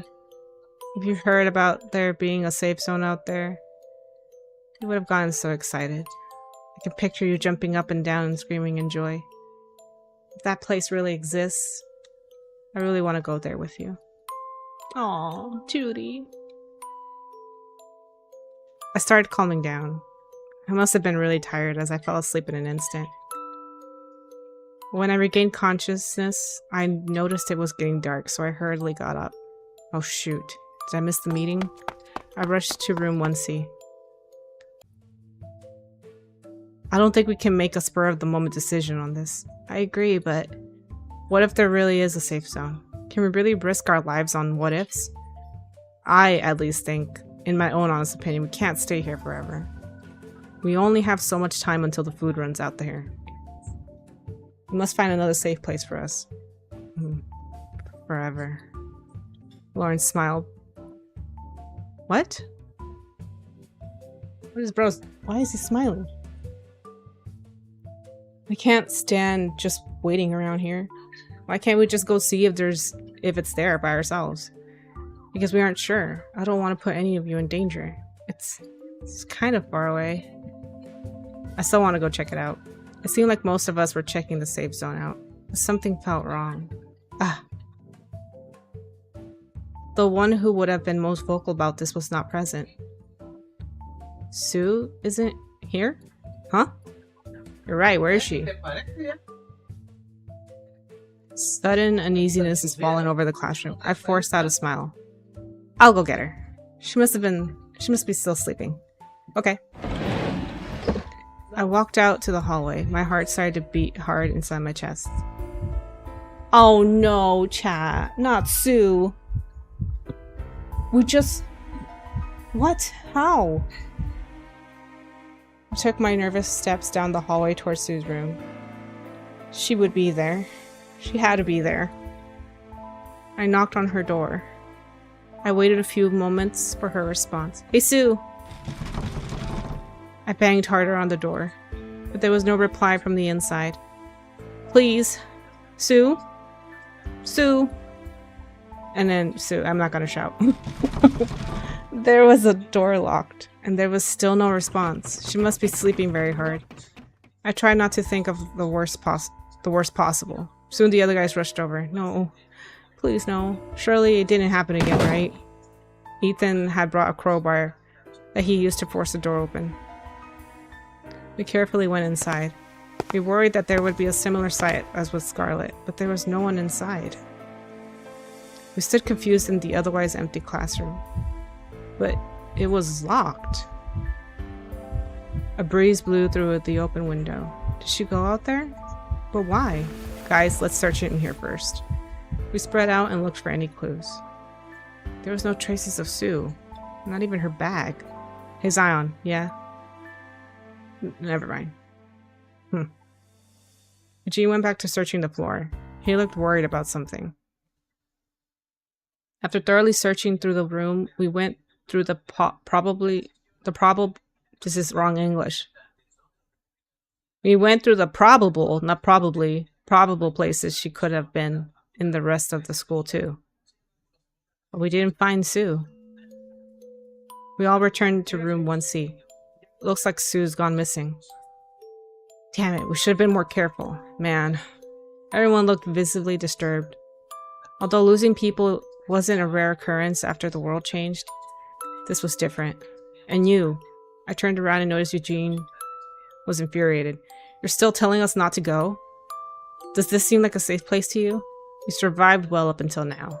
Did it ever occur to you that it might have just been luck? Open your eyes, Lawrence. There's nothing we can do here as this group. Open my eyes? Lawrence's face suddenly hardened.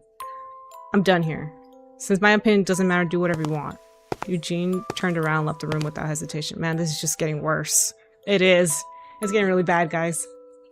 I agree with Eugene. We can't rely on this place anymore. If there's no safe zone, we should still look for a safer place for us. Let's just give it a try.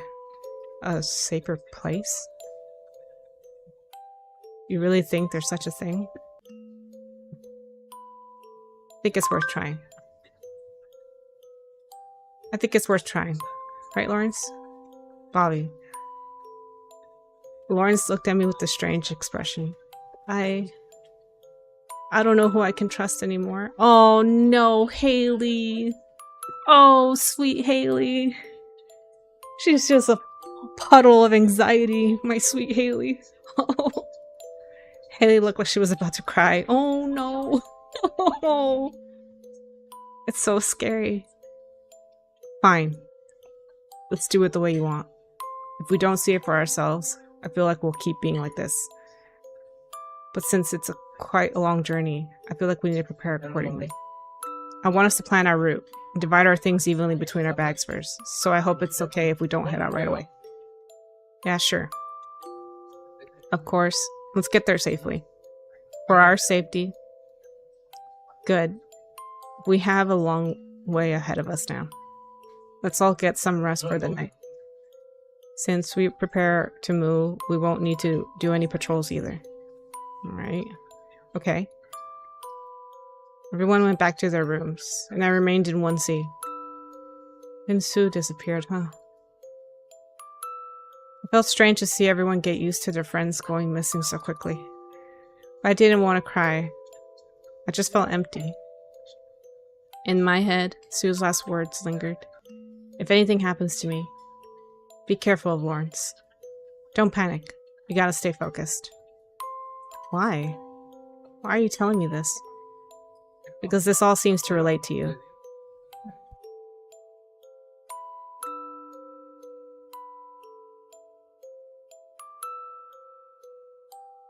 I still couldn't understand what she meant.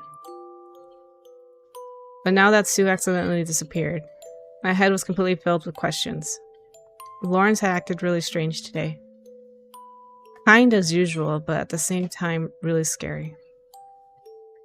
Lawrence, who had been a gentle leader of our group, just as I had stopped trying to suspect the others, my suspicions suddenly grew larger again. Here you are. Oh my gosh, you scared me. Why did you get so scared? I almost got scared too. I need to talk to you about something. Damn it! Now I want to know. Okay, one more episode. We're almost there. We're almost there, chat. We're almost there. Maybe we can finish it, actually. Maybe. I don't know if we can, actually. Bobby. Eugene had something he wanted to talk about. I started to get nervous. You want to hear the whole story or get straight to the point? I just want straight to the point. Just get to the point. No offense, Eugene, you and I are endgame, so that's okay, I don't care. Okay. Earlier, remember how I wanted to talk to Zion? Yeah, I remember. That's because I found this there. Eugene gestured for me to lend him my hand. I stretched it out toward him, but he put something hard in it. A button? You've seen this before, right? Of course I had. There was only one person among us wearing a school uniform jacket, which happened to have golden buttons just like this. Is this Zion's? Yeah. Why would this be there? I mean, it doesn't make sense. But it didn't feel like the right moment to talk about it back there.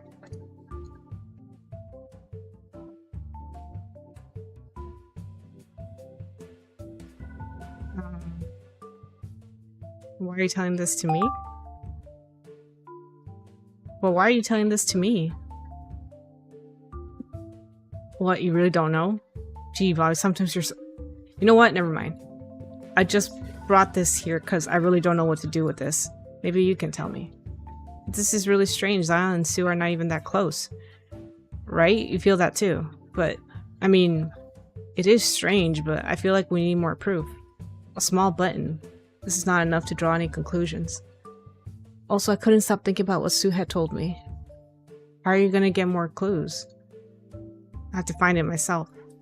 I know this is a stupid thing to ask, but won't it be dangerous? I'm sure I'll be fine. Man, I don't get where that confidence comes from. Anyways, have you noticed anything weird about any of the others recently? I deliberately avoided mentioning Lawrence. Man, everything feels weird, to be honest. I mean, what's even normal these days? I don't know. If we're looking for anything suspicious, I don't think we have anything else to go aside from this button. I need water. Hang on, chat.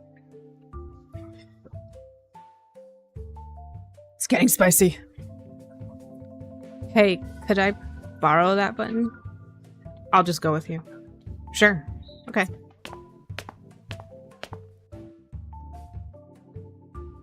We both headed towards Zion's classroom. It didn't mean he was asleep. If he was asleep or not or now. Where the English. I knocked on his door and heard a groan coming from the inside. What? What are you two doing here? I keep telling you to walk around at night. Can we come in? Sure, I guess. We walked inside and closed the door behind us. Okay, you guys are staring at me coming like this. You got something to tell me?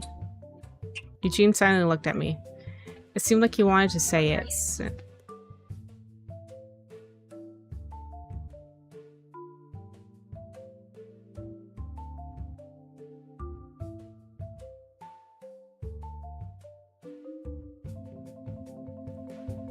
It seemed like he wanted me to say it since I was the one who wanted to go. So I'm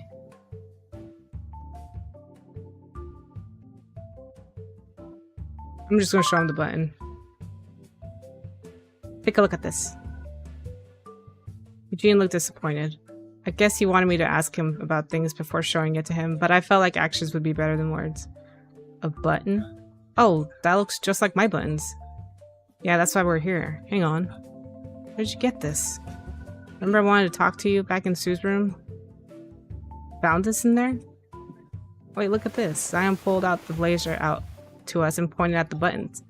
1 button, 2 buttons, but I know there's one missing, but I lost that one way back. Hey Eugene, don't you remember? I only had 2 for a while. You know that. Did you?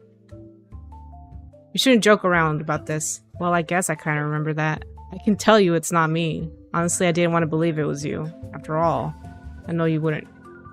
I know you would never do something like that. They say you can't understand how strange people think. But I know you're a really nice person. He mumbled the last sentence to himself, but I could hear it quite clearly.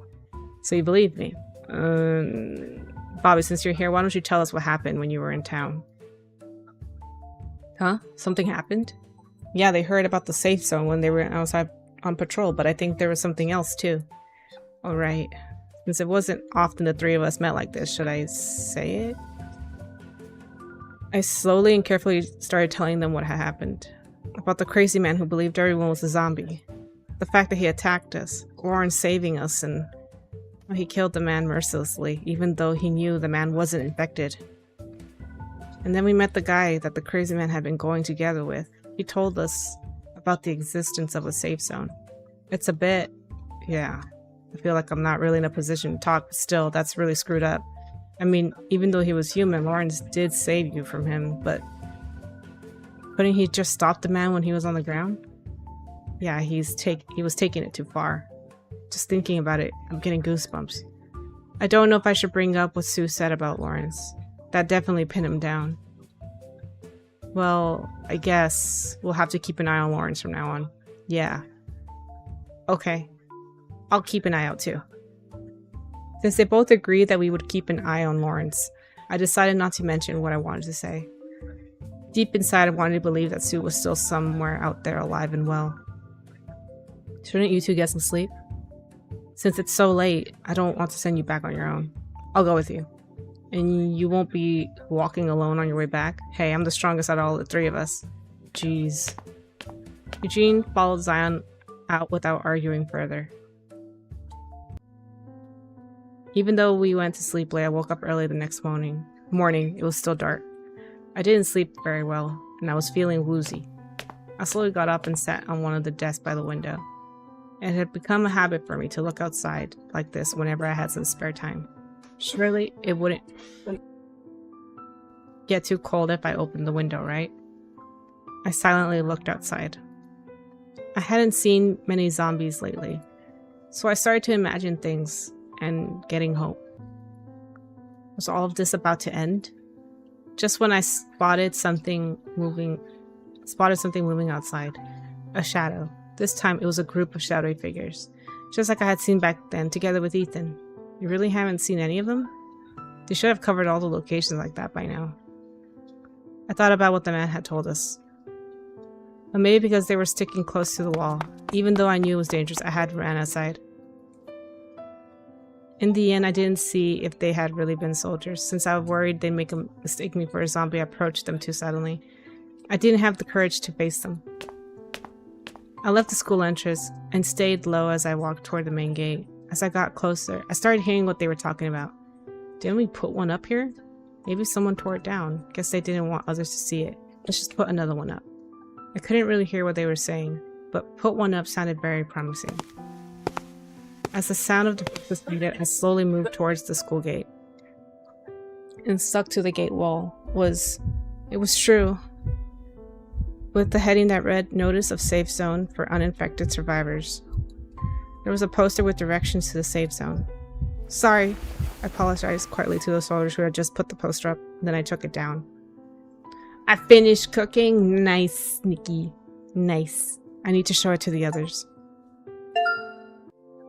Damn. This is the critical episode. Okay, one more chat. This is it.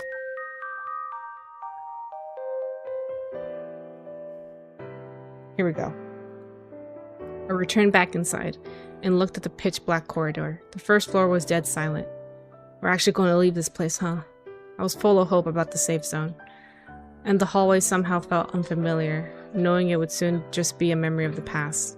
The things that happened in there just felt like a dream. Once I got locked inside my room, and another time I was chased out by someone.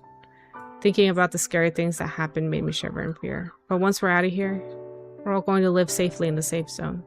What if all my friends who had gone missing were there? I imagined getting to run over to them with excitement, telling them how worried I was.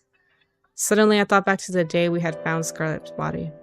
She was sat by a wall in a classroom with blood-splattered walls. We still had no idea what happened to her. And where had Sue gone? And Judy?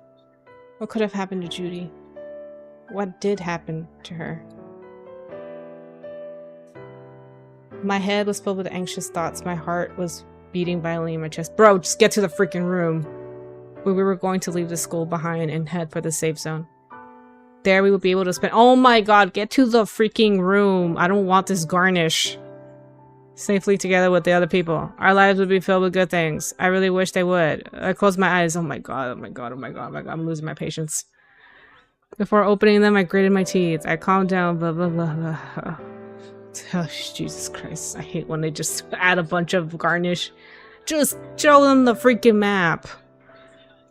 I should get back to my room. The only thing I could hear in the hallways was the sound of my footsteps. By habit, I peeked into the classrooms that had their doors open as I passed them. But all I could see was pitch black darkness. Dark classrooms. A completely empty hallway. I felt a chill go up my spine. My arms were filled with goosebumps. I definitely had this feeling before. But this time it felt way worse. I was completely alone. My body started growing stiffer and I started increasing my pace. I shouldn't be here doing... But that was as far as I had the time to think. Oh! I didn't even have time to scream or struggle. Unable to fight against the strength of the arm, I was dragged into the classroom. Oh! The mysterious figure dragged me into the room and closed the door behind me. I could hear the door lock click. My heart was beating rapidly and I felt myself getting dizzy. Who are you? Why are you doing this to me? Without any response, the shouty figure just stood silently. With their back facing the door, the person walked closer to me. They weren't far away, but it was too dark to make out who it was. If it had just been a bit brighter, it wouldn't have been this scary. I clenched my shaking hand into a fist and stared right at the figure. The person in front of me had to be the same person who chased me down before. Are you?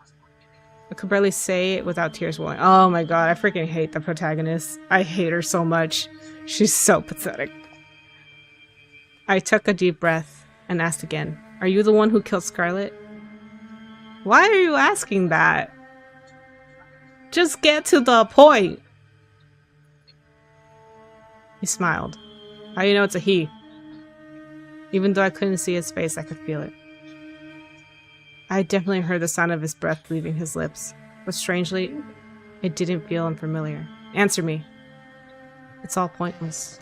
The shadowy figure was getting even closer with a very slow pace. I wanted to back away, but my way was blocked by classroom desk. Move around them, girl. They're not that heavy. What do you mean by that? It means precisely what you think it does. You don't recognize the voice. You can't tell me who the voice is, protagonist. Why can't you understand? But he left the question unanswered. He only said what he wanted to say. My legs were shaking. At this rate, I had no idea what was about to happen to me. I really hate her so much. My only goal was to get out of this classroom. I need something I can swing around, like a bat. Okay, well, it's a good thing I have an outfit. Why are you trying to complicate things? I'll protect you. Isn't that enough? Complicating things. Is he talking about going to the safe zone? Just ask me for help. I don't want to. I don't need your help. Oh, I had to make a quick choice. Not wanting to hear anymore, I used all my remaining strength in my legs and stomped his foot. Ooh. The shadowy figure collapsed on the floor in pain.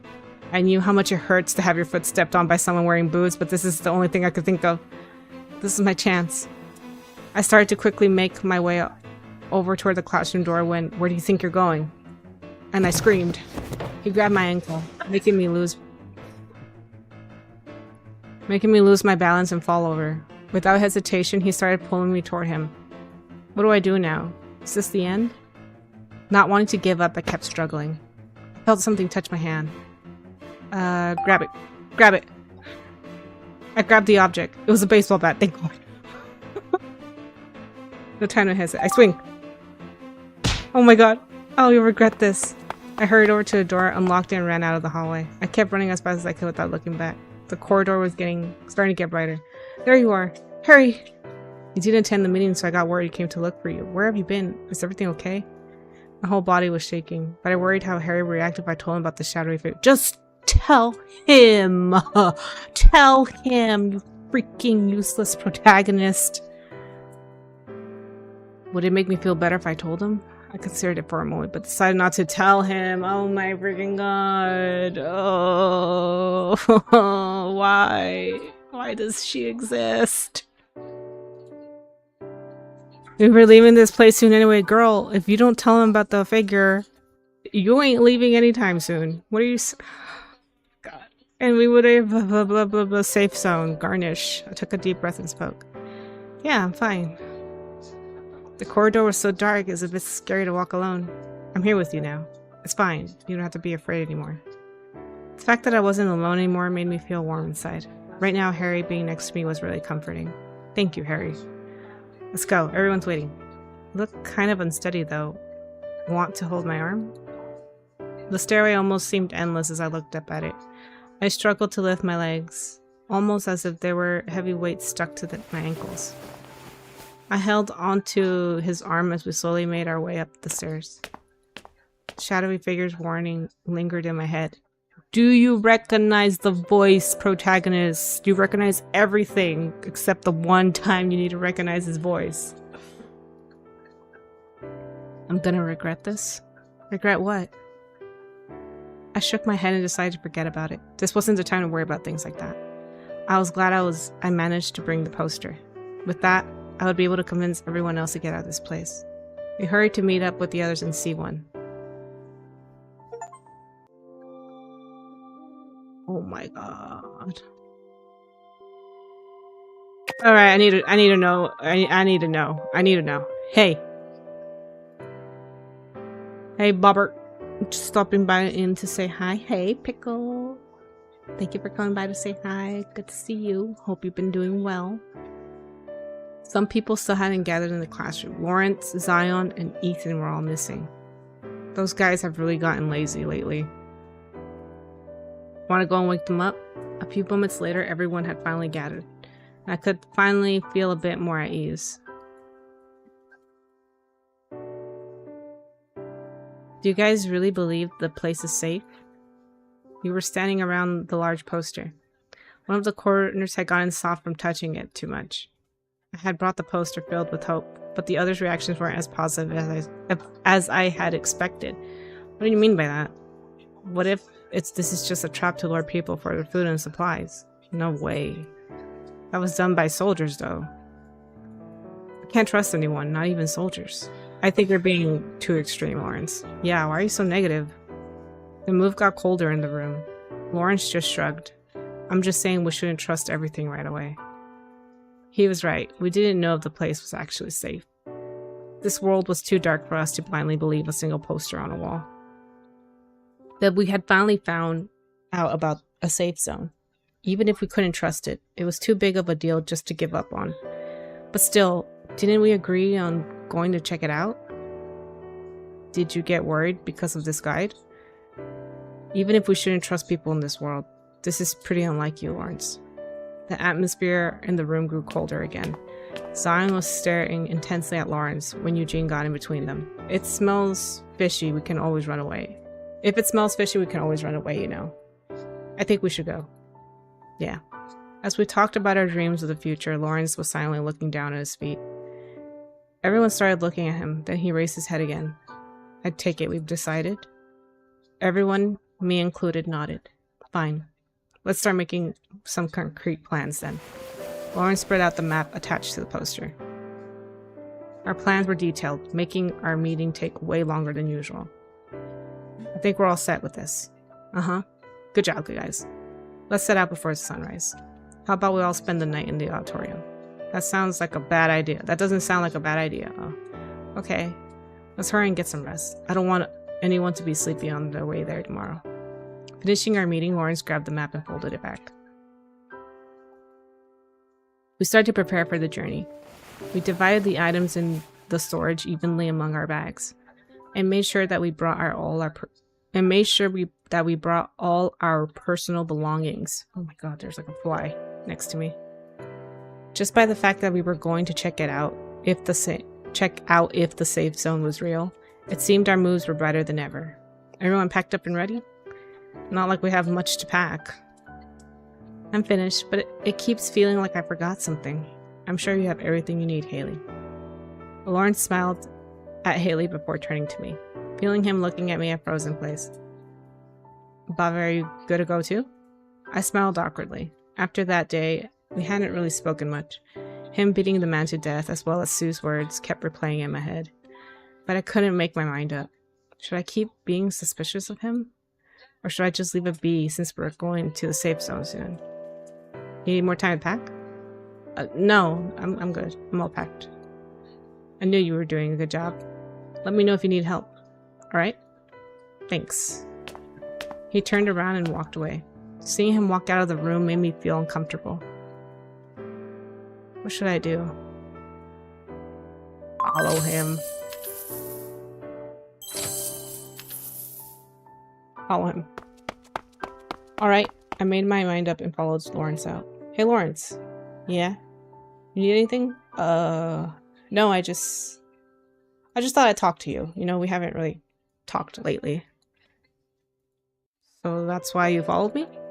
He bent his knees slightly to level his eyes with mine. I'm not that short.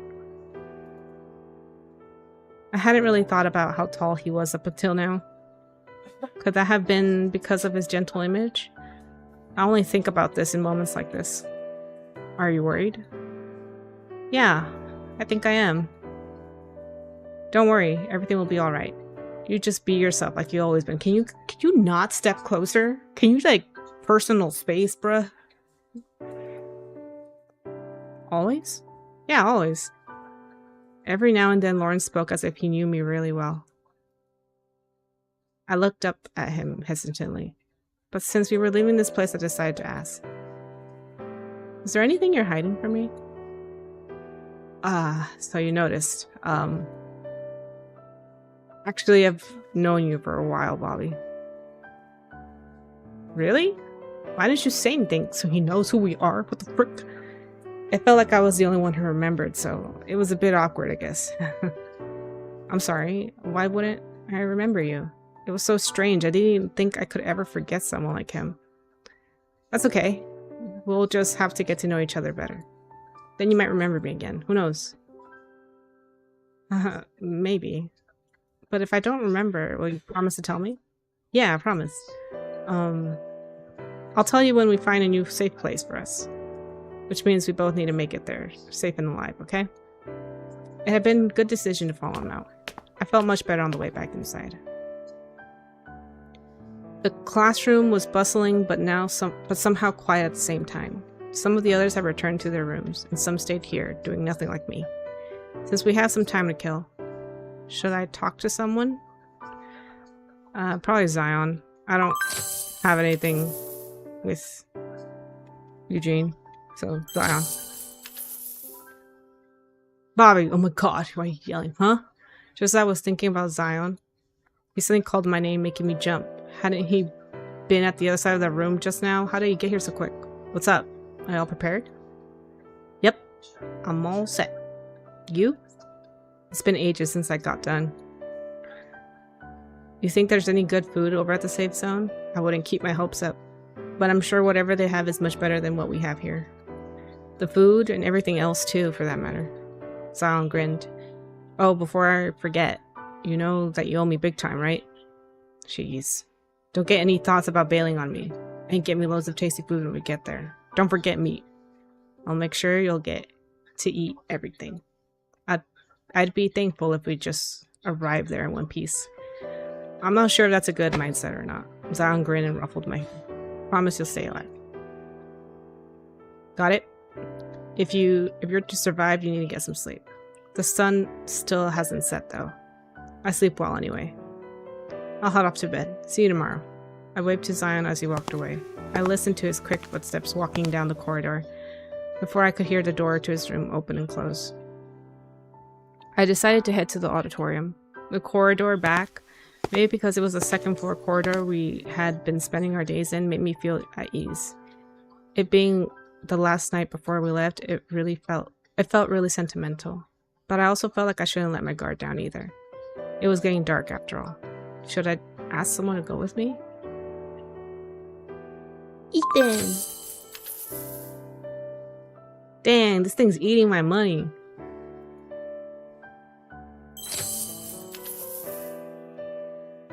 Ethan's room.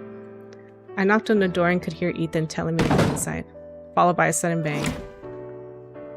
My eyes widened and I heard inside his room. Ethan? I dropped my bag. With the calm expression on his face, Ethan picked the bag up. The bag looked so full I worried it would burst at any moment. What did you pack in there? It looks pretty heavy. A portable radio? I heard somewhere it's important in an emergency like this. Where did you hear that? A movie. I found it when I was looking through the broadcasting room. So I brought it. I don't think anyone broadcasts anything anymore, but I just didn't want us to miss any important information again. So you didn't pack any food?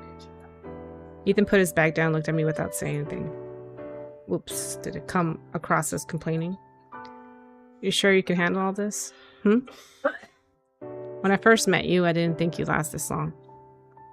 Did I look that weak? No, I was just wrong. You're strong. Ethan patted me on the shoulder. It felt strange, kind of as if Ethan and I were a team preparing for an important game. I'm really counting on you tomorrow. Yeah, let's do our best. Ganbatte. We were definitely going to get through this. Want to go together? And he nods. Of course, our silent force. Maybe it was because it was such a rare occurrence, but Ethan's smile seemed to make the room just a bit brighter. Together, we started to head toward the auditorium.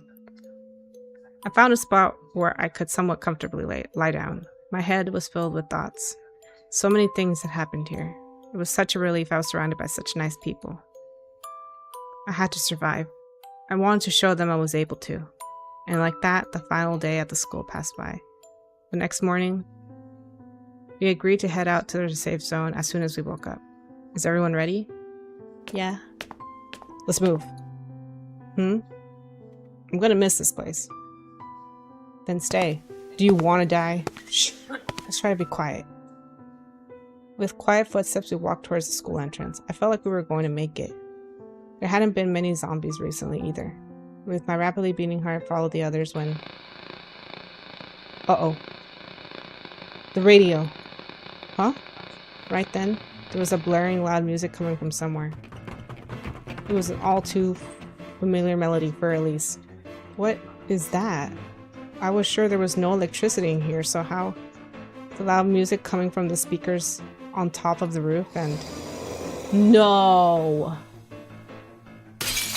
With the crash, all the doors and windows in the buildings broke open. Everyone run! One after another, the zombies started flooding the school. At the same time, the music just kept getting louder. I looked down the hallway filled with zombies. Run! All we could do was run. Who set it up? That's what I want to know. We ran until we were out of breath, but we were just about out of hope. Please save us. I prayed to everything and anything that could hear me, begging for us to get out of this hellish reality, and wishing that we would all get out of this together. Oh, we're at the ending. All right, we'll finish up the ending. Select ending.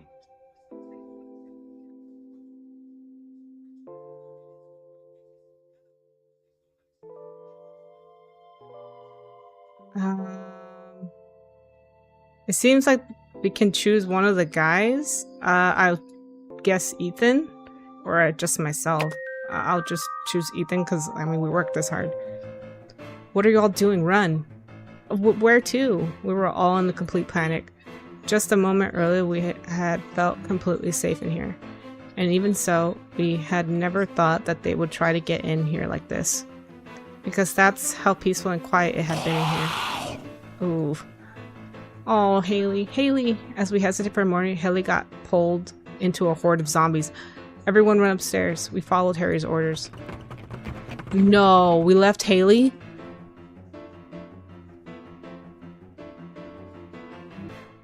We left Haley? Oh no, Haley. And without hesitation ran up the stairs to the second floor, but Harry wasn't able to follow us. Harry!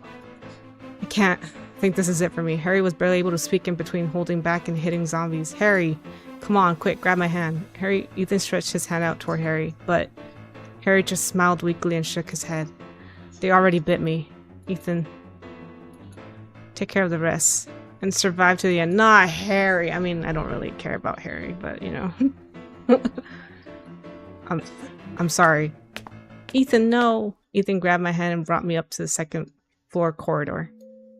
And that was the last time I got to see Harry. We returned to the classroom. Just as yesterday, we were all excited to go to the safe zone. It's just us left now. Yeah. I can't believe this is happening to us.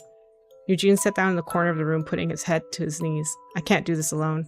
Zion suddenly got up from his seat. Zion, what do you mean? Those damn monsters, I'm gonna go kill them myself. What? What are you talking about?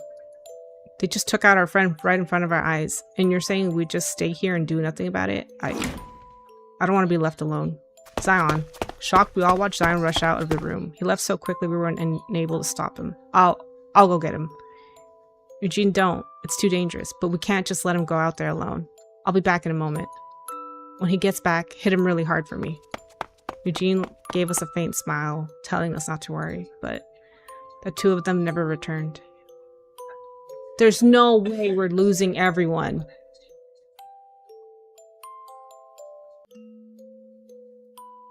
The only ones left were Ethan and I. Where is Lawrence? Hello? He had no idea where Lawrence had gone, or if he had ended up like the others, bitten by the zombies. The horrible thoughts made me burst into tears. Slowly, the hallway of the second floor started filling with zombies too. There was no telling how long we would be able to hold out. Eventually, we probably would end up just like the others. I felt depressed and miserable. What scared me more than my friends dying was my desperate desire to survive. Ethan then suddenly walked up to me and patted me on the back. Ethan, I'm so scared. As soon as I saw his face, tears started falling down my face. His face was completely without expression. It felt like he would stay with me no matter what. Ethan, I don't care anymore about the safe zone. Just don't leave me like the others. I'll be here. I'm not going anywhere. He let me rest my head on his shoulder. Just cry it out. It hurts to see you try to hold it in. Ethan used to always be reserved, but it seemed this situation was an exception. He grabbed my hand and patted it gently. I promise. As long as you're here with me, I won't put us in any danger. Thank you, Ethan. You don't have to thank me. We have to get through this together. Ethan gently stroked my head, and the night kept getting darker. Did you get some sleep? The next morning, I opened my eyes and noticed Ethan preparing something. Ethan, what are you doing? There are too many zombies in the corridor outside, so we need to go to another classroom. How? Ethan opened one of the windows and showed me the rope connected to the window. Looking closer, it was made out of multiple curtains tied together. You did all this by yourself? Why didn't you ask me for help? I didn't want to wake you up. Ethan looked at me in the eye as he spoke. With his voice, it felt like he wanted me to know how he felt. I'll go up first, and then you can follow after. I have to make sure it's safe first. Okay. Ethan grabbed the rope tightly and started climbing. A few moments later, looks like it's clear. No zombies. Feeling at ease hearing Ethan's voice, I grabbed onto the rope. Gosh. Even though we were on the second floor, I started worrying about falling down. Grab my hand. I grabbed his hand and he pulled me up through the classroom window. Oof, thanks. You don't have to thank me. Anyway, it should be safer here than the classroom below. Ethan looked away as he scratched his head. Will we be fine? Yeah. No, I mean, do you think we can survive this virus? We have to make it to the end, Ethan. I continued as I looked straight into his eyes. To be honest, I wasn't very sure. I really wanted us all to get through this together, you know. But now I think we owe it to them. We owe our lives to those who sacrificed theirs for us. Just then, Ethan got closer to me and grabbed my hands. I'll tell you again, and probably again and again until you grow tired of it. I'll protect you. I won't be going anywhere without you. It's not because of my promise to Harry. For a while now, I have felt like I wanted to protect someone, and that someone... I wouldn't mind it if that someone was you. I'd do anything for you. Ethan, stop! His gentle touch on my arm felt more comforting than ever. With Ethan, I won't have to be scared anymore. In this school filled with zombies, we had to survive together. And I trusted him. If I didn't, it wouldn't be fair to him when he promised to protect me. As long as I stayed with Ethan, I would be fine. Sometime later, we kept moving from one classroom to another, avoiding the zombies. At first, we tried to stay in the same place, but after a while, zombies kept finding us. I still have no idea how they did. It was just as if someone or something was controlling them. What a ridiculous thought. How would you even control a zombie? In the end, we ended up on the roof of the school. It was fine during the day, but the freezing winds during the night forced us to stay in a tiny rooftop storage. What do you think of checking that safe zone out? You can make it there, right? You haven't forgotten my promise, have you? That you'll always be there for me and protect me? Yeah, just believe in me. Don't worry about anything else. Ethan let my head rest on his shoulder. His touch, as he embraced me, felt more gentle than ever before. As long as I had Ethan, I could face anything.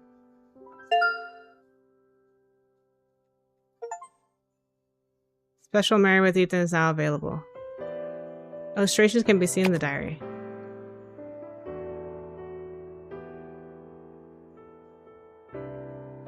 I really want to make up for my mistakes. Who do you want to end up with? You might have missed something.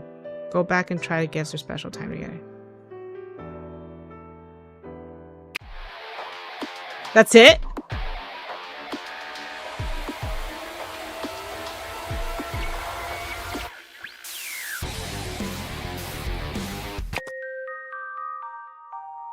There's no way. Oh my god.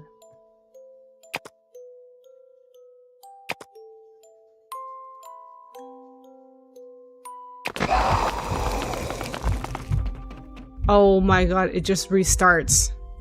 Is that it?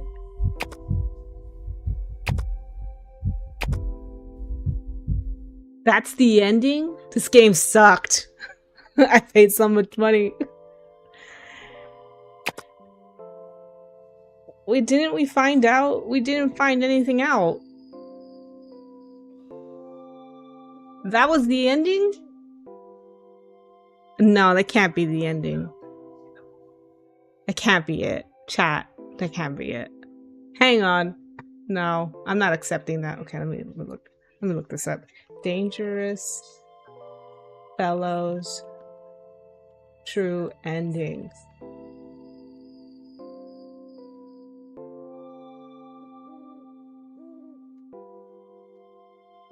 Let me see.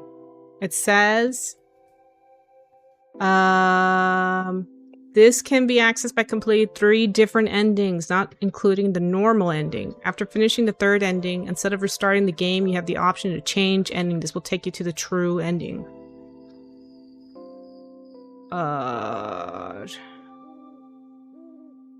Okay, what happens in the game? Okay, I'm going to Reddit. What happens? In normal endings, if you choose one of the boys, just you and him survive and everyone else is dead. It isn't clear what happens to Lawrence when you don't choose him, but common theory is he killed himself. In true ending, everyone survives. Literally everyone, both boys and side characters. They all safely go to the safe zone. The thing is that I don't like about it is that you end up with no one, which is kind of annoying. And if you want even more details, if you completed one ending, you know stuffs like Lawrence made a big noise to attract zombies to school, and when you're about to leave, you get attacked by zombies. It's the same for every normal ending, so I won't write it over and over again. Normal ending, everyone, including the MC, main character, dies. That's all. Oh my god. So in the normal ending, if I had chosen the normal ending, we all would have died. Okay, what if I chose Lawrence? Everyone splits from escaping from zombies. Then Lawrence saves you and takes you to the school basements where you have no idea what he did. In the basements, there's lots of food, water, etc., which will run for you 2 years. Now you're trapped with him and you don't have any other choice. So basically, a yandere ending, to be honest. Eugene. While trying to escape from zombie, everyone dies besides you and Eugene. Eugene helps you to escape because of you. Wait, what? Because you didn't have a map, you can't find the way, then a few soldiers find you too and take you to the safe zone safely. Ethan, most disappointed ending to me. Yeah, again, just the 2 left because you couldn't escape from the school. You just changed your location over and over again and you ended up on the rooftop. We don't know what happened next. Really disappointing for me. I expect they write a better ending for Ethan. Oh my god. If I choose Harry, just you 2 survive safely, go to safe zone. Harry gives you his ring, which his mom gave him. God, why can't people write well? And says it will make him happy, and he believes it will make you happy. I really hate how MC acts at the ending. Harry tries his best to smile and be cheerful, but no, MC snaps at him. MC being a uwu girl or a jerk at every ending anyway. If I chose Zion, you 2 leave the school and wait for Ethan and Harry to leave the school. Eugene died and Lawrence was missing, which you assume he died too. while you're waiting, a bomb while you're waiting, a bomb explode in the school. Ethan and Harry died. So you two head to the safe zone. On the way, bunch of zombies blocked the way. Zion said, I'll take care of him and you have to run. But the soldiers came and helped you. Soldiers took you to the safe zone. That sucks. True ending. You suddenly wake up from the beginning, but somehow remember everything. You never leave Judy's side so she doesn't die. No one dies. You tell about the shelter in the basement and tell to the others, but it just causes two fights. Oh, this person does not write well in English. I'm trying to read it. You tell about the shelter in the basement and tell it to the others, but it just causes fights. Then one night, Lawrence uses speakers again and attracts zombies to school. Everyone besides Lawrence goes to the shelter. Then MC and the other boys decide to find Lawrence too. They found him in the broadcasting room, and Lawrence, being the little edgy boy, be like, I used you, let me die, etc. Then everyone convince him to live, and Lawrence makes a plan to leave the school. MC finds a safe zone poster and everyone goes to the safe zone, and also Harry saw his mother again.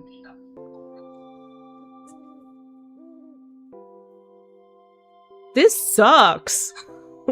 This is horrible. I'm so sorry. It was good up until the ending, I think.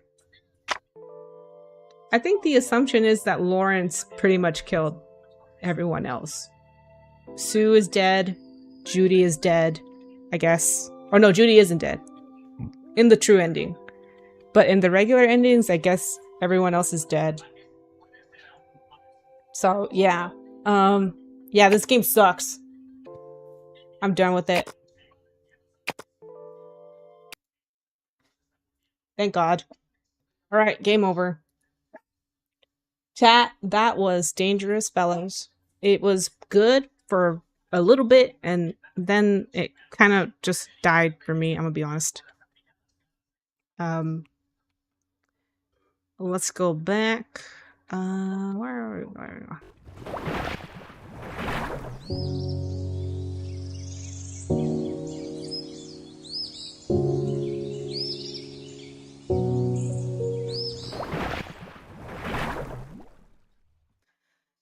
Yeah, that game sucked. I liked her for a little bit, but then it kind of just sucked, man. Oh, I hated that. Oh no. What's up, Bulba? Thanks for letting Twitch know that you are not a bot. Thank you. Chat, I think I'm gonna end it here. Thank you for everyone who stuck around this whole time. I'm so sorry I missed your stream. No, it's okay. It's all right. It's okay. The story, the ending sucked. It was so bad. It was so bad, girl. You didn't need to see that. You didn't miss anything. I was here lurking while I also streamed. Yeah, I remember that. It had me in the first half. I know, but the endings are so bad because they don't explain. We know Lawrence is the killer. It just doesn't say anything in the other endings. Lamau, girl, it was so bad. Well, at least we cleared that game. We don't have to play that game ever again. Thank God, I wasted my money. We don't have to play that game. I do have other visual novels that I've saved on my wish list. I'll look through them. Some of them are narrated. I'm gonna pick the ones that are narrated because I do not want to be reading every single time. For now, we're going to finish up The Road to Empress and also Date Everything. Those are going to be our two main games that we need to finish. We're going to look up a few more objects, and then we'll go ahead and do Vault and Eddie. Once we do Vault and Eddie, it's endgame for me, and that's it. I won't have to play the game anymore. I will admit I'm slightly upset with the ending. I am too. I'm so angry right now. I'm just like, you couldn't have given me the most dry-ass ending in the whole world. Ethan is such a good boy. He's so nice and sweet. He would do anything for us. And you gave him the most blandest ending. It's like, yeah, I would do anything for you. The end. That's it. We don't know if they survive. It's just like, I guess just go with your gut, I guess. Oh my God. I'm so upset. Anyways, chat, thank you all for being here. I appreciate it. I'm thankful. I hope you guys enjoyed as much of the story as you could. I know the ending is leaves all to be desired. Um, I will not be making. I will not be playing this style of game. It is like a Google game. It was like a Google, like an Android game. So like, it kind of, it kind of tracks. Who made the game? I will go after them and get my answers. I don't know. You can Google it. It's some small company that makes this style of games. So, but I will look at other games and hopefully there'll be better ones. I want a little bit more spicier ones. You know what I'm saying? I did save some, but I have to check to make sure that I'm able to stream it. I don't think they're too mature, but I kept it kind of mellow. So let me go ahead and see who we can raid. Give me just 1 second. My dad's dying in the background. I swear to God. Let's see, who do we have? Hmm.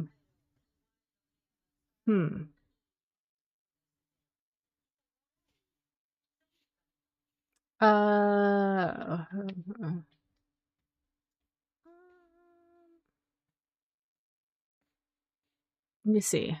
Bobby, thank you for the fun stream. You're welcome, Nikki. Thank you for being here. I hope you enjoy your food.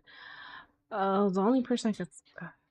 Let's go with plate. I want to see. I'd rather see the ending of Resident Evil. Let's go with plate. All right, chat. That's what we're gonna do. Let's write plate. Let me do this. I'm so upset. I read all that. I went to like 2.5 hours for nothing. All right, chat. I will see you guys on the next one, which is tomorrow, I believe. I don't know which one game we're gonna be doing, either Date Everything or Road to Empress. So thank you to my streamer buddies. Thank you to my Twitch viewers. Thank you to my lurkers. Thank you to my YouTube viewers. I appreciate all of you guys. I hope you guys have a nice night. And I will see you guys tomorrow. Make sure you guys take care of yourself. Bye, chat. Be nice to the host. Give him a follow if you like his content. And yeah, and I'll see you guys tomorrow. That was a long one. I'm going to get some rest. I need to punch something. Anyways, bye, chat. See ya. Bye.